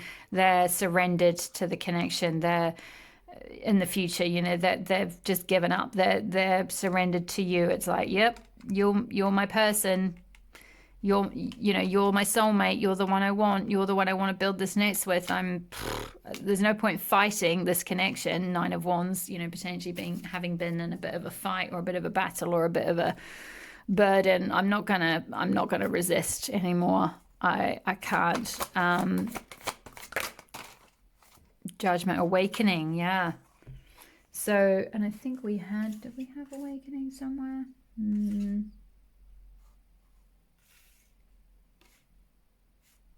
Not so to speak, but with I feel like it's sort of a healing thing it's a similar message to the Hanged Man in the sense that in this deck, the man has got, this angel figure has got a mask on that is starting to come away. So, and he's holding some flowers in his hand. So it's sort of like that, your person's gonna, they're going to awaken. Judgment is to do with awakening, having a spiritual awakening. We had where are we, soul healing here, so this connection is very healing. So any kind of ego issues or any kind of needing to integrate the ego into the wholeness of the soul and the wholeness of the true self, that process is going to happen for sure, by virtue of just being in connection with you. The soul connection is very activating. Any other messages for the future? Justice. Yeah, so balance of like yin and yang energy, divine masculine, divine feminine. Justice can also speak of something legal. So this could be, again, legally committing to each other. Maybe you don't have a marriage per se or what that entails. But you have some sort of commitment, like official commitment, legal commitment ceremony, something like that. So there could well be something like that on the cards.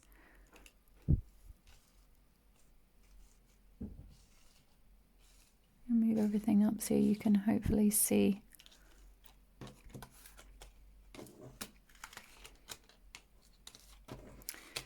And I feel like this card wanted to come out as well. Oh, beautiful.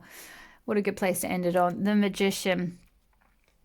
You know, this is having the power to manifest what you want, really. Yeah, it's similar to, in some ways, to this personal power card. It's like you have the power to create your own reality.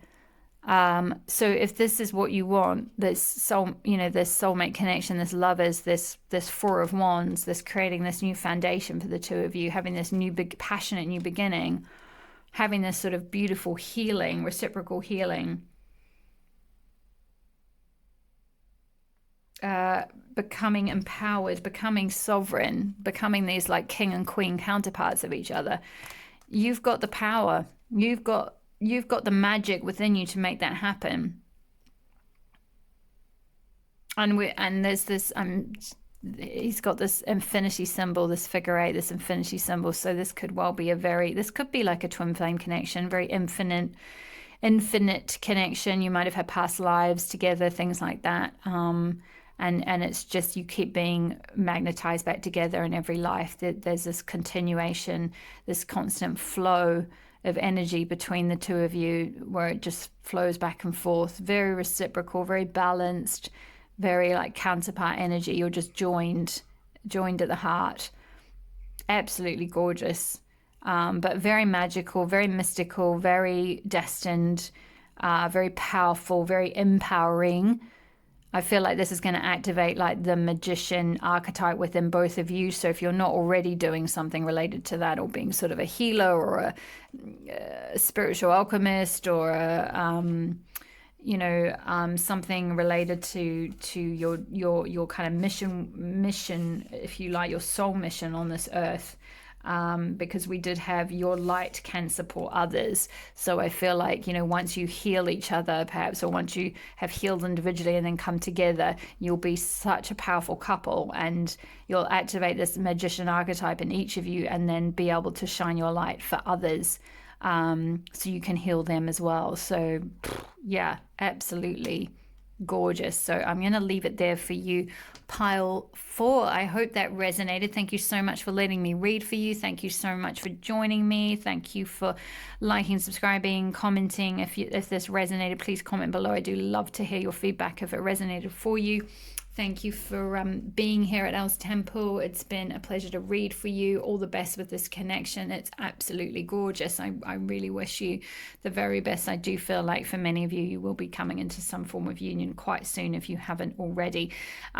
So please let me know. I would love to hear. And all the best, and see you in the next video. All my love. Bye.